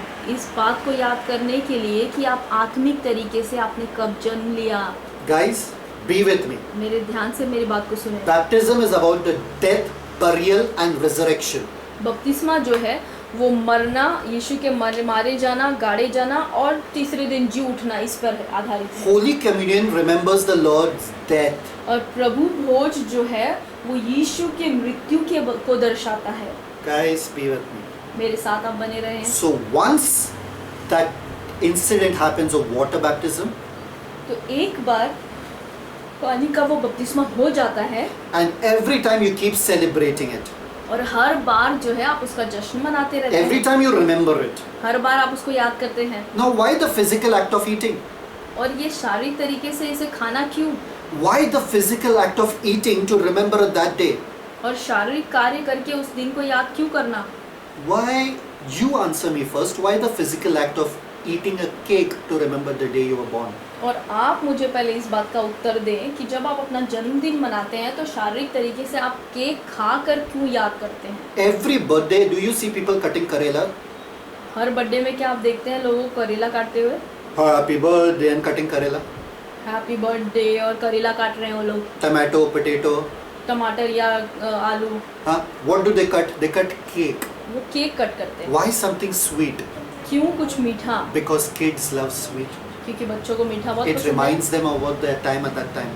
है और ये उनके उस समय के पल को याद दिलाता है। Guys, I'm telling you, the deeper I can go into this, I can take you into the journey of deeper of baptism and communion as to why they are so interlinked. और मैं आपको जितना गहराई में इन बातों को लेके जाऊंगा उतना मैं समझा सकता हूँ आपको कि बपतिस्मा और प्रभु भोज क्या But है, I will not go that deep लेकिन मैं उतना गहराई में because I नहीं want you जाऊंगा। to first accept these things that are on the top. लेकिन मैं चाहता हूँ कि जो बातें मैं अभी ऊपर से आपको बता रहा हूँ इन बातों को आप समझें। So baptism is like your birthday, तो बपतिस्मा जो है वो the day you आपको were born, वो ऐसा है कि जिस दिन आप जन्म लिए आपने, and Holy Communion is like celebrating your birthday every time you remember. और प्रभु भोज ऐसा है कि आप अपने जन्मदिन का जश्न मना रहे हैं हर बार जब आप इसमें भाग ले रहे हैं। So why is water baptism a necessary aspect of salvation? तो पानी का बपतिस्मा जो है ये इतना ज़रूरी भाग क्यों है उद्धार का? That's a question you want to ask, right? और यही सवाल है जो आप पूछना चाहते हैं। So let's see something. तो हम इसमें आप कुछ देखेंगे। Why is water baptism such a necessary aspect of salvation? तो पानी का बपतिस्मा जो है वो उद्धार के लिए इतना ज़रूरी भाग क्यों है? Let me explain to you in a different way. Love can be expressed within two individuals silently also. और प्रेम जो है दो व्यक्तियों के बीच में बिना कुछ बोले भी आप प्रकट कर सकते हैं। Means in secret two people can love each other. and enjoy their love relationship. इसका मतलब कि अकेले में ये दो व्यक्ति जो है अपने प्रेम का आनंद उठा सकते हैं बिना कुछ बोले भी। Why is marriage important front of witnesses? और जो शादी है वो गवाहों के सामने शादी करना ज़रूरी क्यों है? Is it without marriage you cannot love? No. क्या ऐसा है कि बिना शादी किए या बिना विवाह किए आप प्यार नहीं कर सकते? Marriage is the legal expression of love. लेकिन विवाह एक ऐसा चीज़ है जो लीगल तरीके से आपको प्यार करने की Think of स्वतंत्रता it. देता है। You are in love with a guy, suppose, आप सोचें कि आप एक लड़के से प्यार करते and हैं he keeps on telling, I love you, I love you, I love you. और वो हमेशा आपको बोलते रहता है मैं आपको बहुत प्यार करता हूँ, बहुत प्यार करता हूँ। But he doesn't introduce you to his friends, his family, or even on his social accounts, he never mentions about you. लेकिन जो है वो अपने दोस्तों के साथ, अपने परिवार के साथ, अपने सोशल जो अकाउंट चलाता है उन चीज़ों को आपको कभी दिखाता नहीं है, कभी बताता नहीं है। He never shares anybody or tells anybody about you. वो कभी किसी को आपके बारे में बताता नहीं है And for years and years, you are in a relationship with him. और बहुत सालों से आप उसके साथ रिश्ते में हैं। You will wonder, right? Does he really love me? आप सोचेंगे क्या ये सच में मुझसे प्यार करता है? Why is he not telling anybody about me? क्या ये मेरे बारे में किसी को बताता क्यों नहीं? You will start forcing him and saying, I want you to introduce me to your parents. वो आप जो है उस पर ज़बरदस्ती करने लगेंगे और आप कहेंगे कि मैं चाहती हूँ कि आप जाएं और आप अपने माता पिता को मेरे बारे में बताएं। I want you to prove that you really love me. मैं चाहती हूँ कि आप ये बात का सबूत दें कि आप सच में मुझसे प्यार करते हैं। I want you to marry me. मैं चाहती हूँ कि आप मुझसे विवाह करें। Enough that we have roamed around. और बहुत हो गया कि हमने बहुत घूम लिया। I don't want to hide and meet every time. I want to meet you boldly and be with you boldly. मैं हर बार आपसे छुप छुप के अब नहीं मिल सकती। अब मैं चाहती हूँ कि पूरे निडर होकर हम एक दूसरे से मिले और एक साथ रहें। He says, no, na, we love each other, na. That's more than enough. Na. You know I love you, I know you love me, but that's more than enough. We live like this only. नहीं, इसकी क्या ज़रूरत है? हम एक दूसरे से प्यार करते, तुम्हें तो पता है कि मैं तुमसे कितना प्यार करता हूँ, तुम मुझसे कितना प्यार करती हो, ये काफ़ी है ना? Would you accept it? क्या आप इसको स्वीकारेंगे? Marriage is a bold declaration that he is yours and you are his front of the whole world. और विवाह जो है ये एक ऐसा कार्य है जो पूरे संसार भर के सामने दिखाता है कि आप उससे प्यार करते हैं और वो आपसे प्यार करता है। In the same way, baptism is not necessary for salvation, but Amen. baptism is a legal, bold declaration Amen. that now I belong to him, he belongs to me. और इसी तरीके से बपतिस्मा भी ऐसा ही है। जब आप बपतिस्मा लेते हैं तो आप निडर होकर आप कानूनी तरीके से आप लोगों को बताते हैं कि अब से जो है मैं मसीह का हूँ और मसीह मेरा हो चुका है। Before also he was, पहले भी आप मसीह के थे when you believed in him, जब आप उस पर विश्वास करते थे, but now he's legally.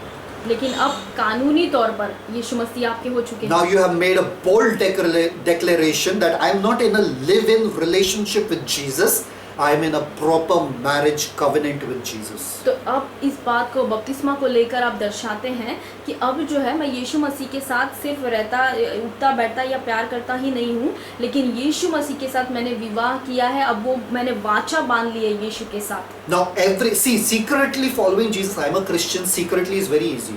देखो, गुप्त तरीके से आप यीशु के पीछे चल रहे हो और गुप्त तरीके से आप किसी को बताते नहीं हो हाँ मैं यीशु के पीछे चल रहा हूँ, तो ये तो आसान है। Boldly declaring in front of public that I belong to Jesus and the old man is gone and a new person has come up, that takes guts. लेकिन सबके सामने जो है अगर आप सबके सामने ये आपके अंदर ये निडर होकर आप कह सकते हैं कि मैं यीशु के पीछे चलूँगा, मैं किसी से नहीं डरूँगा, मैं यीशु का हूँ, अगर ये आप कहते हैं तो बात को माननी So पड़ेगी। those who don't think water baptism is important, तो वो लोग जो सोचते हैं कि पानी का बपतिस्मा ज़रूरी नहीं है, you are like in a living relationship with Jesus. तो आप तो ऐसे हैं जैसे कि यीशु मसीह के साथ जो है आपने विवाह कानूनी तरीके से नहीं किया है, But you are staying with Jesus. लेकिन आप यीशु के साथ रह रहे हैं। What will you say to such couples today who don't marry but they are staying together? आप ऐसे जोड़े को आज क्या कहेंगे जिन्होंने विवाह नहीं किया और फिर भी एक साथ रहते हैं? You will look at them with dirty eyes, right? तो आप गलत आंखों से उनको देखेंगे। Understand something. Thank you Jesus. So understand this, that Jesus says, if you confess me before the men, I will confess you before my heavenly Father. Hallelujah.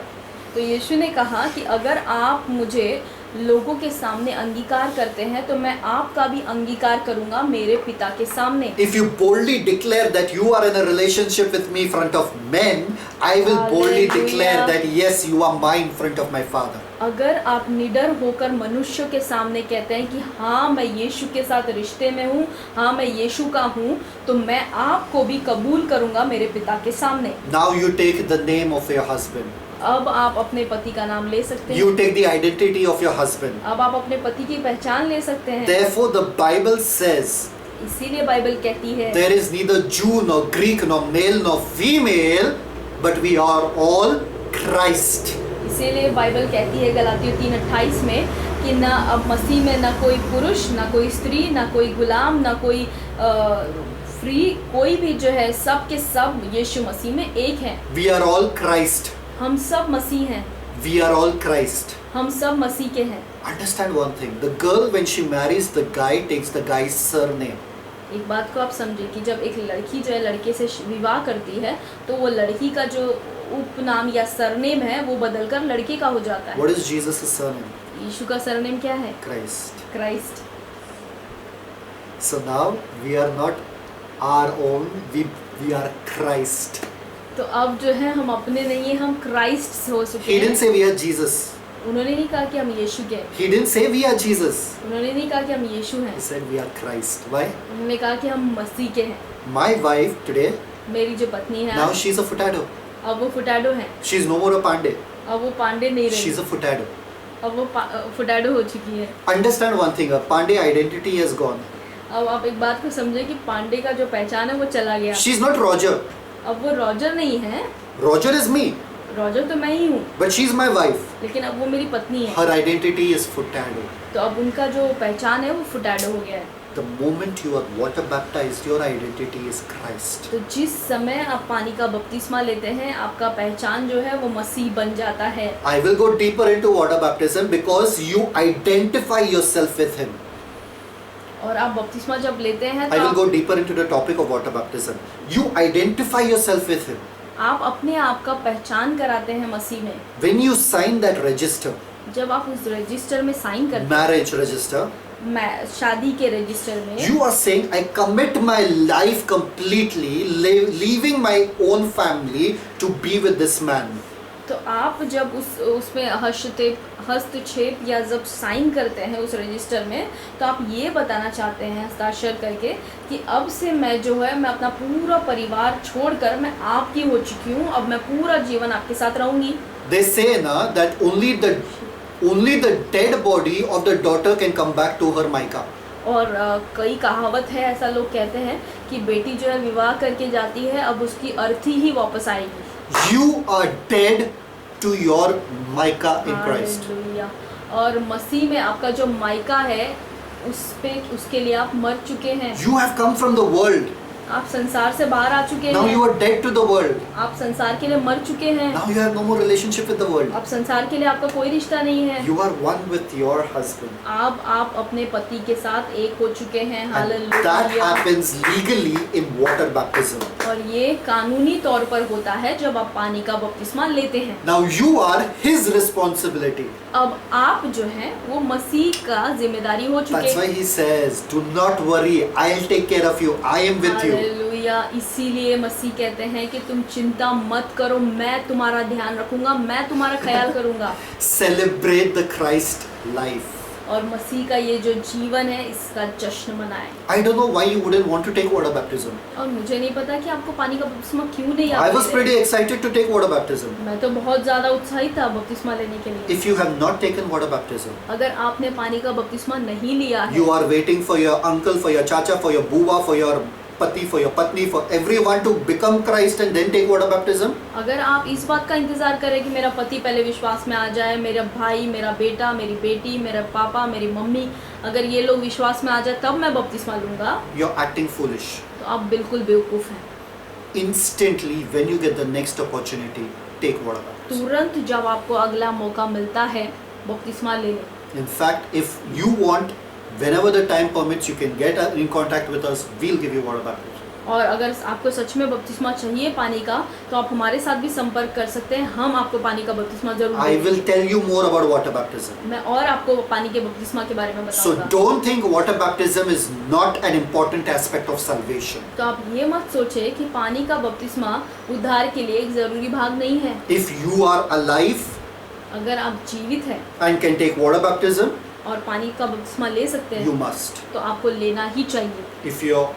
If someone is dying on their last moment and they accept Christ, they will still go to heaven without water baptism. अगर कोई मृत्यु शैया पे है और बस वो मरने ही वाला है, तो अगर वो पानी का बपतिस्मा नहीं ले सकता है, तब उस समय तो भी वो मसीह के साथ जाएगा, वो स्वर्ग में रहेगा, Because you are saved by grace through faith. क्योंकि वो विश्वास के अनुग्रह के द्वारा विश्वास से उसका Now उद्धार let's हुआ go है। ahead. हम आगे जाएंगे। The next question I want to ask you.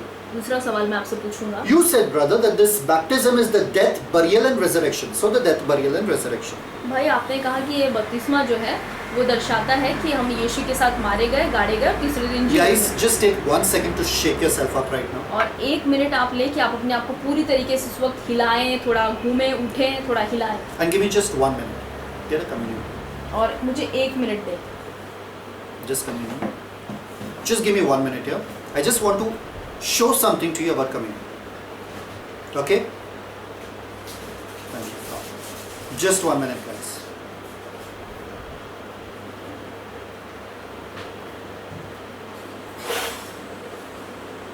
I hope this session is interesting. I hope many of your questions are answered. I hope you all are excited about the Christ-like life. आप खुश हो इस जीवन से. You all have understood the basics of Christianity. जो नींव है क्रिस्ती जीवन का, जो नींव है वो आपके समझ में आ चुका होगा. मैं जानता हूँ, मैं यकीनन जानता हूँ. But there are 2-3 more questions that I want to ask and then we will end it. Okay? सिर्फ 2-3 और सवाल है और फिर हम लोग end करेंगे. ठीक है? Just give me one quick minute. Thank you, Father. I want to show you something physically, okay? This is the communion, और The ये जो bread. है प्रभु भोज है, the bread and the wine. रोटी और दाखरस। Okay, now question. अब एक सवाल, If the baptism और जो बपतिस्मा है, depicts the death, burial and resurrection, बपतिस्मा दर्शाता है यीशु का मारे जाना, गाड़े जाना और तीसरे दिन जी उठना, why does the Holy Communion only depict the death? तो प्रभु भोज जो है ये सिर्फ यीशु के मृत्यु को ही क्यों दर्शाता है? Why doesn't the Holy Communion also depict the resurrection? ये जो प्रभु भोज है ये यीशु मसीह के पुनरुत्थान को भी दर्शाता क्यों नहीं है? Everybody knows this is the body. सब जानते हैं कि ये शरीर, ये देह है। Guys, this is a great mystery. You have never heard this anywhere in your life. और आप लोग ध्यान से इसे सुनना, क्योंकि ये बहुत ही बड़ी रहस्य की बात है जो आपने कभी नहीं सुनी होगी। If I were you, I would sit up straight right now and I would hear this clearly. और अगर मैं आपके जगह पे होता तो मैं तो एकदम सीधे बैठ जाता और इसे बड़े ध्यान से सुनता। When does a person die? एक व्यक्ति कब मरता है?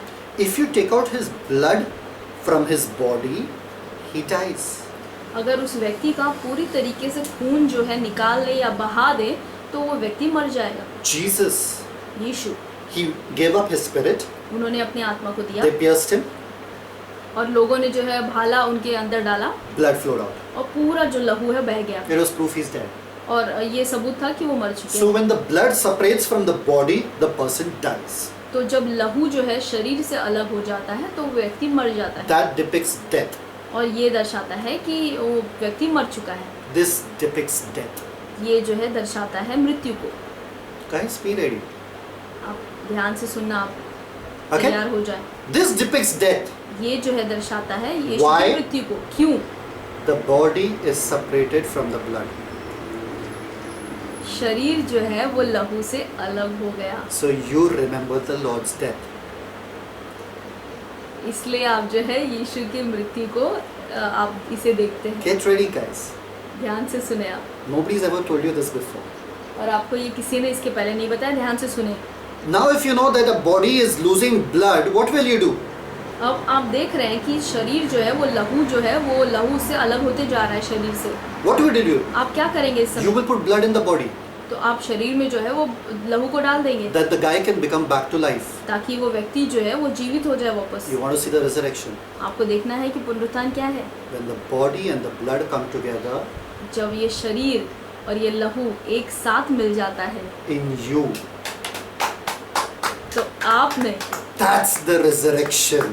वो पुनरुत्थान का जीवन आ जाता That's the है Christ life. और ये है मसीह का जीवन। Therefore, Jesus says, He who eats my flesh and drinks my blood has life in him. इसीलिए यीशु कहते हैं कि वो जो मेरा लहू पीता है और वो जो मेरी देह खाता है उसके अंदर जीवन है। As I live by the Father, you will live by me.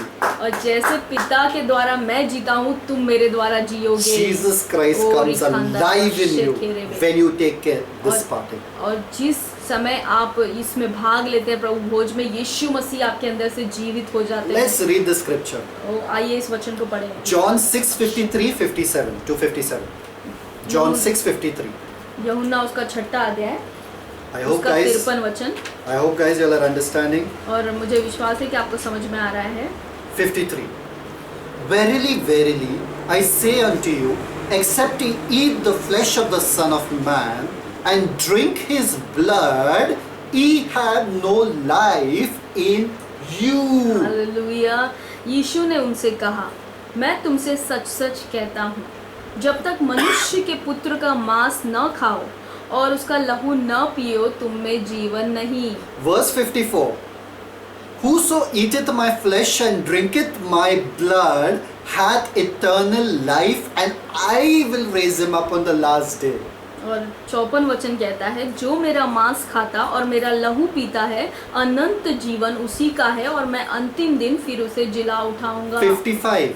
वचन 55। My flesh is meat indeed, and my blood is drink indeed. क्योंकि मेरा मांस वास्तव में खाने की वस्तु है और मेरा लहू वास्तव में पीने की वस्तु है। Verse 56. और 56 वचन। He that eateth my flesh and drinketh my blood dwelleth in me, and I in him. जो मेरा मांस खाता और मेरा लहू पीता है वह मुझ में स्थिर बना रहता है और मैं उसमें। You know, in marriage the man and woman become one. और आपको पता है विवाह में व्यक्ति मनुष्य और स्त्री, पुरुष और स्त्री एक हो जाते हैं। This is our becoming one.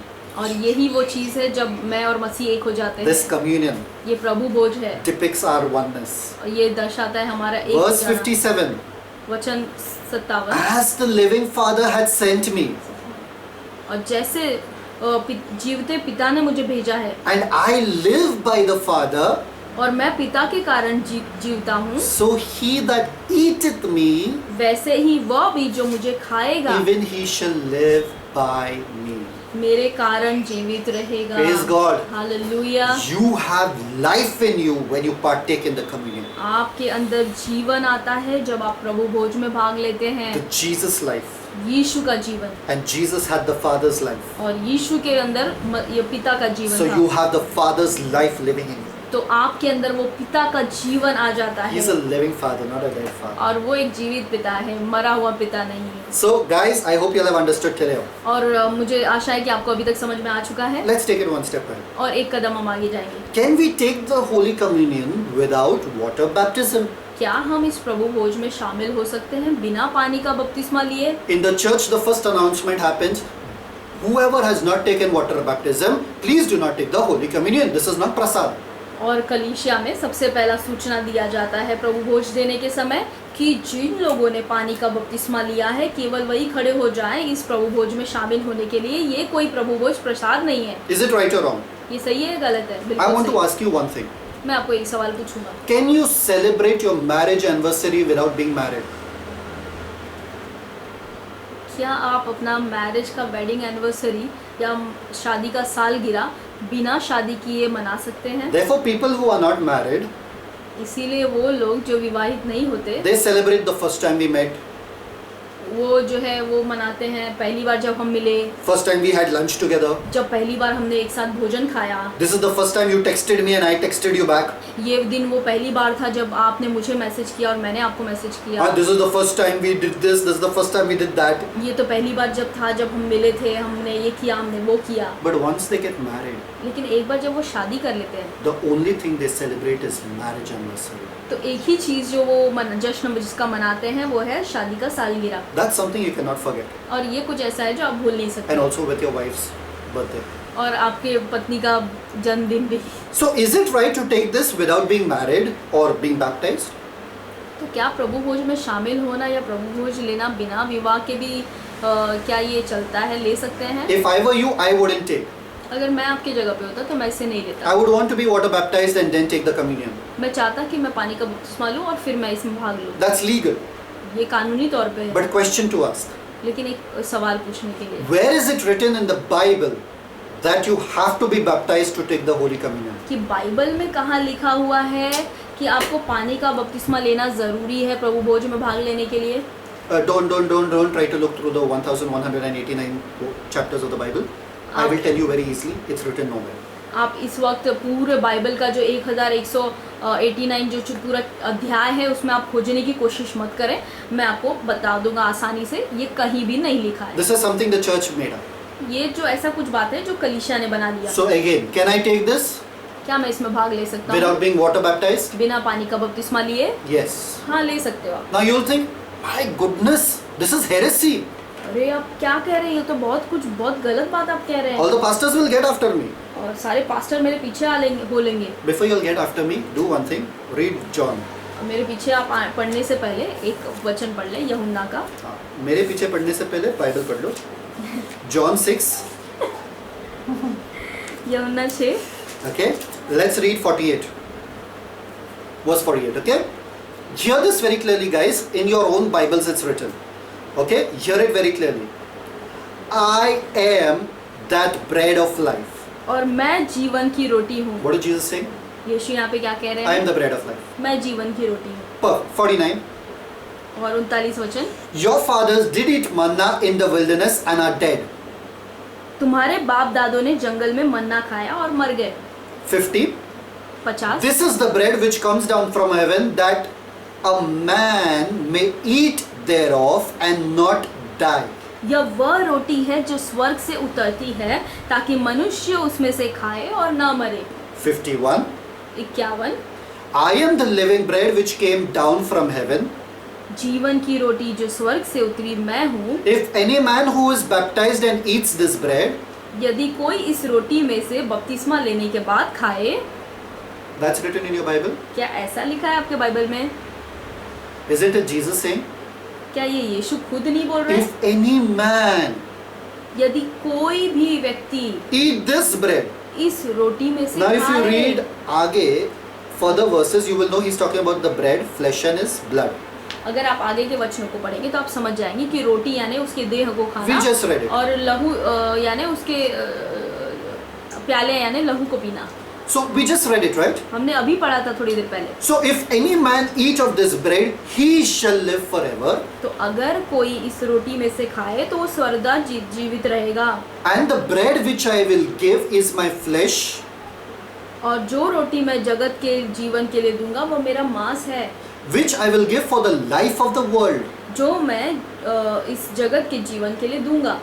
So he's telling any man can eat this bread. He didn't tell you baptism after they're baptized only. तो यीशु यहाँ पर जो है वो कह रहे हैं कोई भी व्यक्ति इस प्रभु भोज में भाग ले सकता है। वो नहीं कह रहे कि जो है पानी के बपतिस्मा के बाद ही आपको लेना है। I want you to see 47 also. मैं चाहता हूँ कि आप 57 वचन में देखें। Sorry, I didn't start from 47. So 47.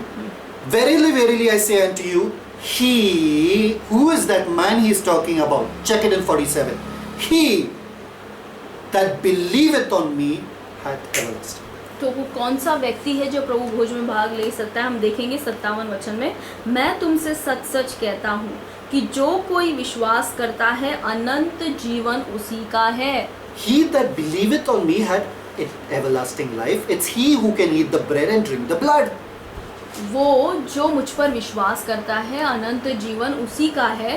वो जो विश्वास करता है वही है जो प्रभु भोज में भाग ले So सकता है। can I partake of this without being baptized? तो क्या मैं बिना बपतिस्मा लिए प्रभु भोज में भाग ले सकता हूँ? Absolutely. हाँ, बिल्कुल। If you believe in Jesus Christ, you have all authority to do that. अगर आप यीशु मसीह पे विश्वास करते हैं तो आपके पास पूरा अधिकार है प्रभु भोज में भाग लेने का। Salvation qualifies you to be a part of this. उद्धार जो है वो आपको योग्य बनाता है कि आप प्रभु भोज में भाग लें, not baptism. बपतिस्मा नहीं। Therefore, all pastors, one request, do not stop them from being a part of the Christ life just because they are not water baptized. इसीलिए सारे पास्टरों से मैं निवेदन करता हूँ कि आप अपने लोगों को रोके मत प्रभु भोज लेने से, अगर उन्होंने पानी का बपतिस्मा नहीं लिया है। मसीह के जीवन में मसीह का जीवन उनके अंदर जाने दें। You're keeping them away. You're putting some legal bondage and keeping them away from such a beautiful reality. आप कुछ बंधन में उन्हें डाल रहे हैं कि वो इस सत्य को अपने अंदर ना लें। Now another question comes. अब दूसरा सवाल आता I है, hope you all are not tired, guys. I'm going very slow so that you'll understand these things. और मैं विश्वास करता हूँ कि आप सब थके नहीं हैं। मैं धीरे जा रहा हूँ ताकि आप सबको ये सारी बातें समझ में आए। But isn't taking communion in an unworthy manner wrong? लेकिन क्या प्रभु भोज में अयोग्य रीति से भाग लेना क्या ये गलत नहीं है? Because of which many are sick among you and many die. और अयोग्य रीति में प्रभु भोज में भाग लेने से कई लोग बीमार पड़ गए, कई मर भी गए। So I am scared. The pastor says if you take it unworthily, you will die. So women, if they have their periods, they don't take this communion because pastor says that's unworthy manner. तो मैं तो बहुत डर चुका हूँ अगर इसको अयोग्य रीति से इसमें भाग नहीं लेना है, क्योंकि पास्टर जो है कलीसिया में कहते हैं तुम्हें इसमें अयोग्य रीति से भाग बिल्कुल नहीं लेना है। और अगर औरतें जो है अपने महीने में हैं तो वो तो इसमें भाग बिल्कुल नहीं ले सकती। Pastors, make sure that these women don't come because they are unworthy. और ये पास्टर आप ध्यान रखें कि ये औरतें जो है प्रभु भोज में भाग ना ले पाएँ क्योंकि अशुद्ध हैं, अयोग्य हैं। Who needs the blood more than those who are losing their blood? और लहू की जरूरत किसको ज्यादा होगी? उन्हीं को तो जो लहू अपना खो रहे हैं। When I used to sit over there in the church and wonder these girls are not getting up, I used to ask them, what happened? Go take communion. और जब मैं कलीसिया में बैठा रहता था तो मैं सोचता था प्रभु भोज के समय में कि ये लड़कियां जो है ये उठ क्यों नहीं रही प्रभु भोज में भाग लेने के लिए। They used to just do. वो सिर्फ ऐसे बैठ के ऐसे करती थी। So what happened? मैं सोचता था क्या हुआ। So I used to ask some guys, what happened? Why these girls are not going for communion? तो मैं लड़कियों से पूछता हूँ, कहती कुछ नहीं। तो मैं लड़कों से पूछता क्या हुआ, ये लड़कियां जो है प्रभु भोज के लिए क्यों नहीं जा रही आगे? No. They, when they have those days, they cannot go for Prabhu. तो लड़के जो है वो कहते थे नहीं ये लड़कियों के जब वो दिन चलते हैं ना तो ये लड़कियां जो है प्रभु भोज में भाग नहीं ले सकती। They are unworthy.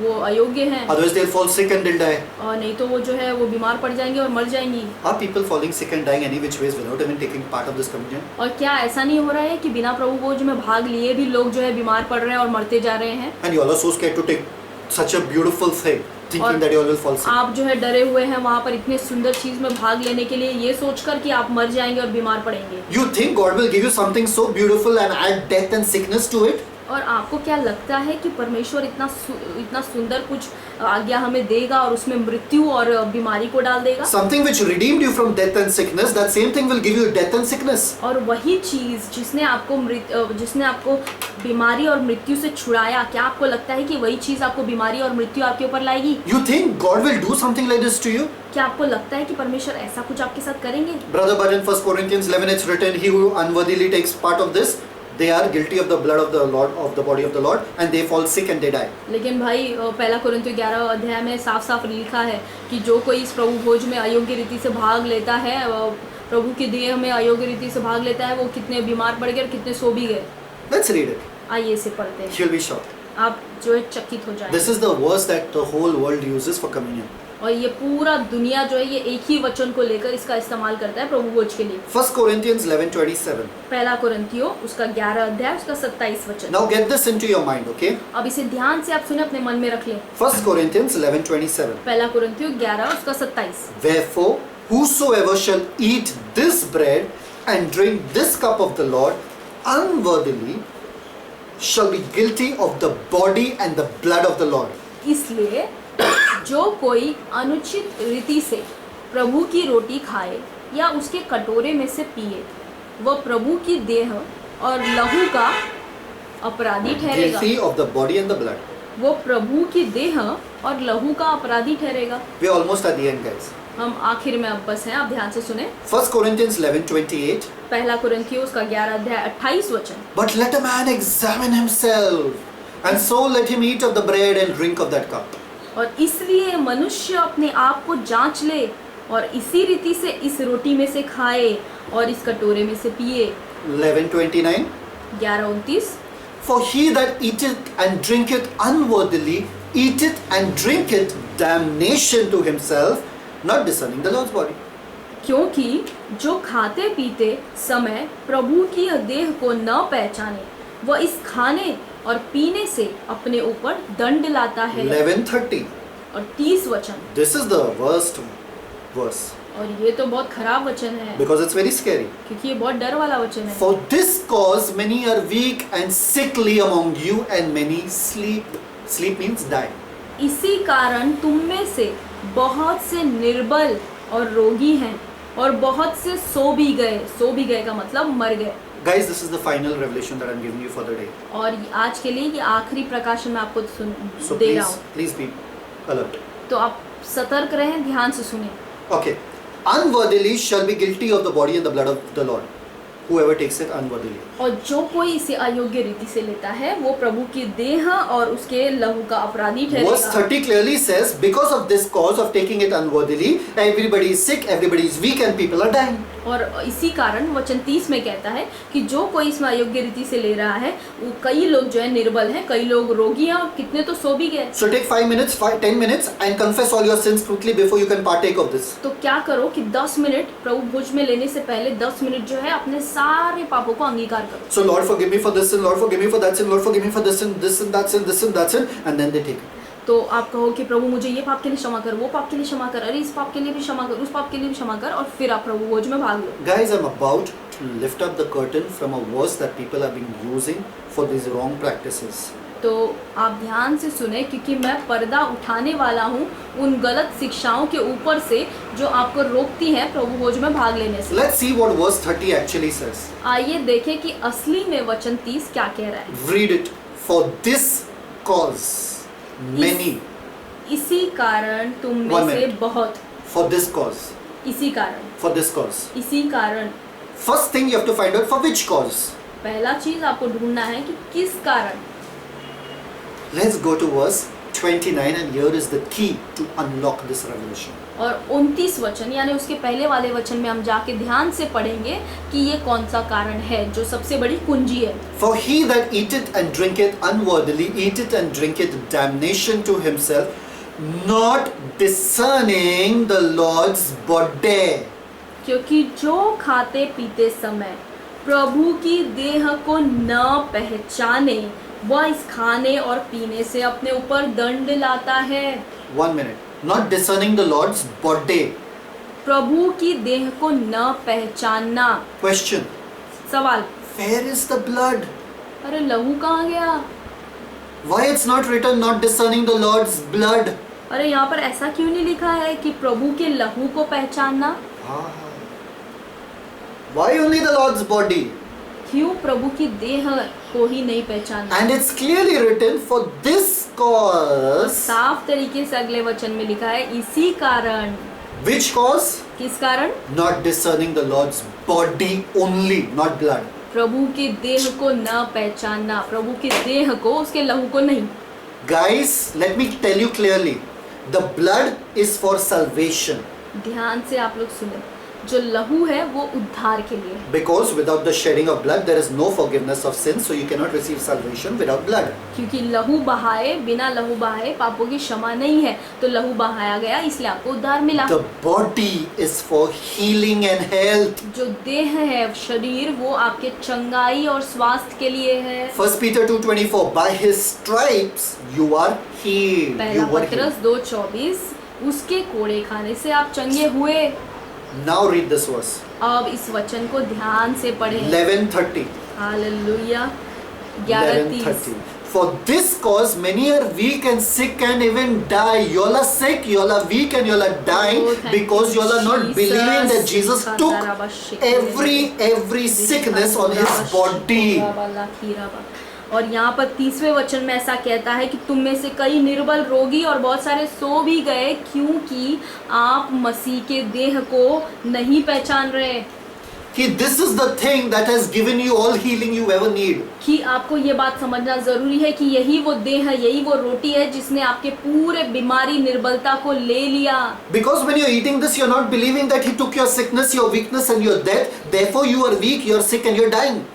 क्योंकि जब आप इस रोटी में भाग लेते हैं, आप ये विश्वास नहीं करते कि इस रोटी या इस देह ने आपके सारे बीमारियों को, रोगों को, कमजोरियों को ले लिया है। If you believe that His body was broken so you can be healed, अगर आप विश्वास करके लेंगे कि उसका देह जो है तोड़ा गया ताकि आपको चंगाई मिले, you don't need to be sick, weak and die. तो आपको कमजोर, निर्बल और रोगी रहने की जरूरत नहीं है। Come on guys. Hallelujah, thank you Jesus. It's not about your sins that you're confessing.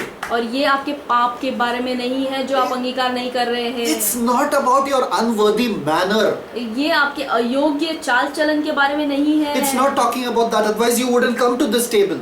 अगर आप इस तरीके से होते अयोग्य तो आप इस टेबल के पास भी नहीं पहुंचते। He's saying appropriate, मतलब understand what this is so you don't need to be sick anymore. वो कहना चाहता है पौलुस वहाँ पर कि तुम प्रभु के देह को पहचानो, समझो, ताकि तुम और निर्बल और बीमार, रोगी नहीं रहो। Why liquid and solid? भाई ये क्यों, ये पानी और ये solid? Guys, doctors when you go to them they give you only two types of medicine, either liquid or solid. जब आप डॉक्टर के पास जाते हैं तो वो दो तरीके की ही दवाई आपको देते हैं, या तो टैबलेट देंगे जो कि सॉलिड है, या तो पानी का कुछ सिरप देंगे। ये 3 बार लेना, ये 2 बार लेना, ये खाने के बाद, ये खाने के पहले। हाँ? Hallelujah. Can you understand it? That's why He gave you both solid and liquid. इसीलिए यीशु ने आपको ये लिक्विड और सॉलिड दोनों दिया। The great physician. जो सबसे महान विद्वान है, Next time you are sick. वैद्य है। जब अगली बार आप बीमार पड़ते हैं, Next time your head is paining. अगली बार जब आपका सर दर्द हो रहा Next time है, your body is paining. अगली बार जब आपका शरीर दर्द हो रहा है, Take this medicine. तो ये दवाई को ले जरूर आप। I promise you, you will walk in health. all the मैं days of आपको your life. वादा करता हूँ आप पूरे जीवन भर स्वास्थ्य में चलेंगे। Come on, guys. Hallelujah. This is life. Jesus, ये जो है जीवन है। How often can you take it? और आप इसमें से कितनी बार भाग ले सकते हैं? Once in a month only, brother. केवल 1 महीने में 1 बार भाग Because लीजिए। people loosely, they don't value it anymore. So once in a month is enough, brother. तो 1 बार महीने में 1 ही बार लेना है, क्योंकि अगर आप बार बार इसमें लेंगे ना तो आप इसका जो महत्व है या इसका जो वैल्यू है आप खो देंगे। We take it every day, हम इसे रोज लेते हैं, every single day. हर दिन। Jesus says, do it as often as you remember me. और यीशु ने कहा कि जितनी बार आप तुम याद मुझे करो उतनी बार इसमें Every भाग day low. take it. Who's stopping you? और हर दिन आप ले, आपको कौन रोक रहा है? Second thing, दूसरी बात, only pastors can give it. केवल जो पास्टर लोग हैं वही इस प्रभु भोज को दे सकते I हैं। didn't see anywhere in the scripture only pastors can give it. मुझे कहीं वचन में नहीं दिखा कि केवल पास्टर लोग ही प्रभु भोज Over दे here सकते it हैं। is clearly written, यहाँ पर तो साफ तरीके से लिखा है in John, यूहन्ना में, he that believes in me जो मुझ पर विश्वास करता and है he that eats. वो जो खाता है। It's not written he that eats once the pastor gives him. ऐसा नहीं लिखा है कि वो जो खाता है उसको जब पास्टर देगा तब। You can make it and you can have it. आप इसे खुद बनाकर खुद खा सकते You're going for हैं। an interview, have this. जब आप इंटरव्यू के लिए जा रहे हैं प्रभु भोज में भाग You're लेकर going for a जाएं। business meet, have this. जब आप बिजनेस व्यापार के लिए जा रहे हैं प्रभु भोज बनाएं, प्रभु भोज में भाग लेकर जाएं। You're leaving, before leaving the house, have this. और घर छोड़ के जाने से पहले प्रभु भोज में भाग लें। Coming back, have this. और प्रभु भोज घर पे come on. आने के बाद प्रभु भोज में भाग लें। You will be hallelujah. shocked the quality of your life that will improve Thank and you, you will see that Jesus. you're no more sick, weak and tired. और आप देखेंगे अपने जीवन का जो आपका जीवन कैसा हो रहा है, आप बिल्कुल अब थकान और दर्द ये सब महसूस नहीं करेंगे। This will transform your life completely. आपके जीवन को ये पूरी तरीके से बदल देगा। Who can have it? और इसमें भाग कौन कौन ले सकते हैं? Believe me, we give it to even children. आप इसमें बच्चे लोगों को भी भाग दे सकते हैं। No, no, no, no, keep children away. अरे अरे बाप रे, बच्चों को दूर रखें They इससे। are not saved. अरे बच्चे लोगों का उद्धार कहाँ हुआ है? They are not baptized, water baptized. अरे बच्चों का तो पानी का बपतिस्मा नहीं हुआ। बच्चे लोग इसमें हाथ मत डालना. Kids don't touch it. बच्चे लोग बिल्कुल प्रभु भोज को हाथ नहीं Idol लगाना। worshippers don't touch it. अरे जो मूर्ति पूजा के वो हाथ नहीं If you're लगाओ। not water baptized, don't touch it. अगर आपने पानी का बपतिस्मा नहीं लिया तो आप हाथ मत लगाओ। Disciples did the same thing during Jesus' time. और प्रभु के चेले जो थे, शिष्य, उन्होंने यही किया। Kept the kids away. उन्होंने जो बच्चों को भगा दिया। Jesus said what? यीशु ने क्या कहा उसको? Hey, get the kids to me. अरे बच्चों को मेरे पास आने दो, For such is the kingdom of heaven. क्योंकि ऐसे बच्चों के जैसा ही है परमेश्वर का राज्य। It belongs to them. ऐसे बच्चों का ही है परमेश्वर का Their राज्य। angels are constantly beholding the face of the Father. और इनके स्वर्गदूत जो है वो निरंतर परमेश्वर पिता का चेहरा देख रहे Jesus हैं। never said about you having an angel, but Jesus said the kids have angels. और ये पिता यीशु ने कभी नहीं कहा कि तुम्हारे पास स्वर्गदूत है, लेकिन यीशु ने ये जरूर कहा कि अरे इन बच्चों के पास स्वर्गदूत है। I feel the kids are more saved than you are. और मुझे तो लगता है कि बच्चे ज्यादा उद्धार पाए हुए हैं आपसे कई ज्यादा, And you're stopping them from having communion. और आप बच्चों को रोक रहे हैं प्रभु भोज में भाग लेने Unworthy से manner, पहले। unworthy, they don't understand all these things. और ये अयोग्य रीति वो तो नहीं समझते ये सब क्या है। Till date, did you understand what this is about? आज तक क्या आपको समझ में आया कि ये क्या है? Till you used to take, फिर भी आप इसमें भाग लिए, anything happened to you? क्या आपको कुछ हुआ? It's not about your understanding. ये आपकी समझ के बारे में नहीं है, It's about what he has done. इसके ये तो उस बारे में है कि यीशु ने आपके लिए क्या किया It's what है। about this means. ये क्या यीशु ने आपके लिए किया है। It's not about whether you understand it or not, it will bless you any which ways. और ये इसका मतलब नहीं कि आप इसे समझे या नहीं समझे, आपको कैसे भी करके आपको आशीष तो देगा ही। Guys, I hope you all are blessed by today because I've answered a lot of questions about communion. और मैं विश्वास करता हूँ कि आपको आज इस सत्र से बहुत ज़्यादा आशीष मिला है, क्योंकि मैंने आपके बहुत सारे सवालों का उत्तर दिया है। But I want to ask you some questions now. लेकिन मैं आपको कुछ सवाल अब पूछना चाहूँगा। What about the 7 types of baptism? 7 तरीके का बपतिस्मा क्या होता है? What are the 2 most controversial baptisms which are not a part of the 7? और उन 2 बपतिस्मा के बारे में क्या, जिसके बारे में सबसे ज़्यादा वाद विवाद होता है, No. और ये 2 बपतिस्मा उन 7 बपतिस्मा में नहीं है। Now here's where your homework comes in. और यहाँ पर है जब आपका अब होमवर्क आ रहा है। I want all of you all to let me know what you all think about these 2 baptisms that I'm going to talk of. और मैं चाहता हूँ कि आप इन 2 बपतिस्मा के बारे में आप मुझसे बातें करें, मुझे बताएं कि आपका क्या ख्याल है। Number 1, सबसे पहला, infant baptism. बच्चों को जो बपतिस्मा देते हैं, Infant baptism. जो पैदा हुए बच्चे उनको जब बपतिस्मा देते हैं, Is it right or is it wrong? क्या ये सही है या गलत है? Is it scriptural or non-scriptural? क्या ये वचन में दिया गया है या नहीं दिया गया है? Second type of baptism, दूसरा तरीके का बपतिस्मा, I want you to open in your Bible 1 Corinthians 15:29. मैं चाहता हूँ कि आप अपने बाइबल में खोलें 1 कुरिन्थियों उसका 15 अध्याय उसका 29 वचन।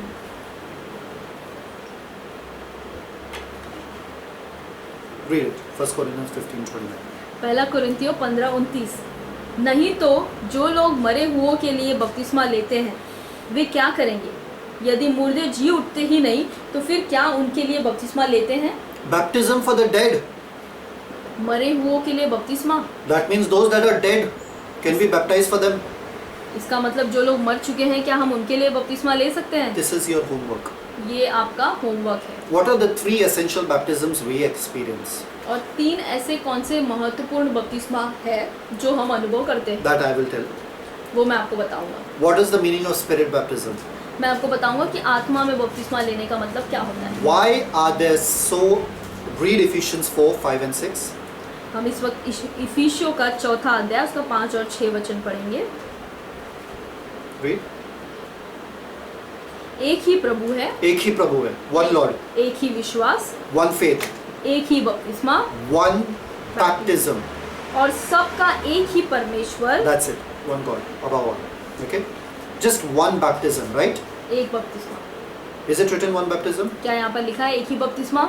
Yes, one baptism. Then why am I saying there are 7 baptisms in Scripture? अगर यहाँ पर एक ही बपतिस्मा लिखा है तो आप क्यों कह रहे हैं कि वचन में 7 तरीके का बप्तिस्मा है? Why am I saying there are 3 baptisms that are essential to us? और क्यों मैं ऐसा कह रहा हूँ कि 3 बपतिस्मा है जो बहुत ज़रूरी है हमारे लिए? Exciting.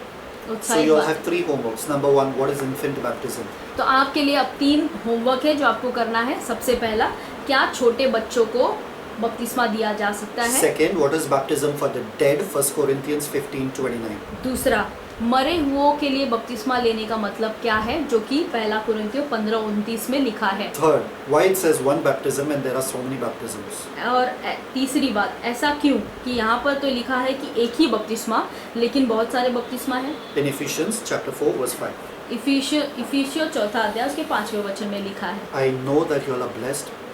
और मुझे विश्वास है कि आप लोग बहुत ज़्यादा आशीष आप लोगों ने पाया है। Please freely partake in the communion as a family every single day. और हर दिन एक परिवार होने के नाते आप सब प्रभु भोज में भाग लें। I challenge you, your life will change. और मैं आपको चुनौती देता हूँ No doubt. कि आपका जीवन बिना शक बदल जाएगा। No doubt. कोई संदेह नहीं इसमें। The spiritual and the physical will connect और आत्मिक और शारीरिक दोनों चीज़ें स्वाभाविक जो हैं वो मिल जाएंगी in this communion. ये प्रभु भोज में। and you will live that resurrected life. और आप वो पुनरुत्थित जीवन जिएंगे। You will live the life of the Spirit. आप आत्मा का जीवन जिएंगे। Let us pray. आइए हम प्रार्थना करें। Blessed Heavenly Father, we thank you for this beautiful word.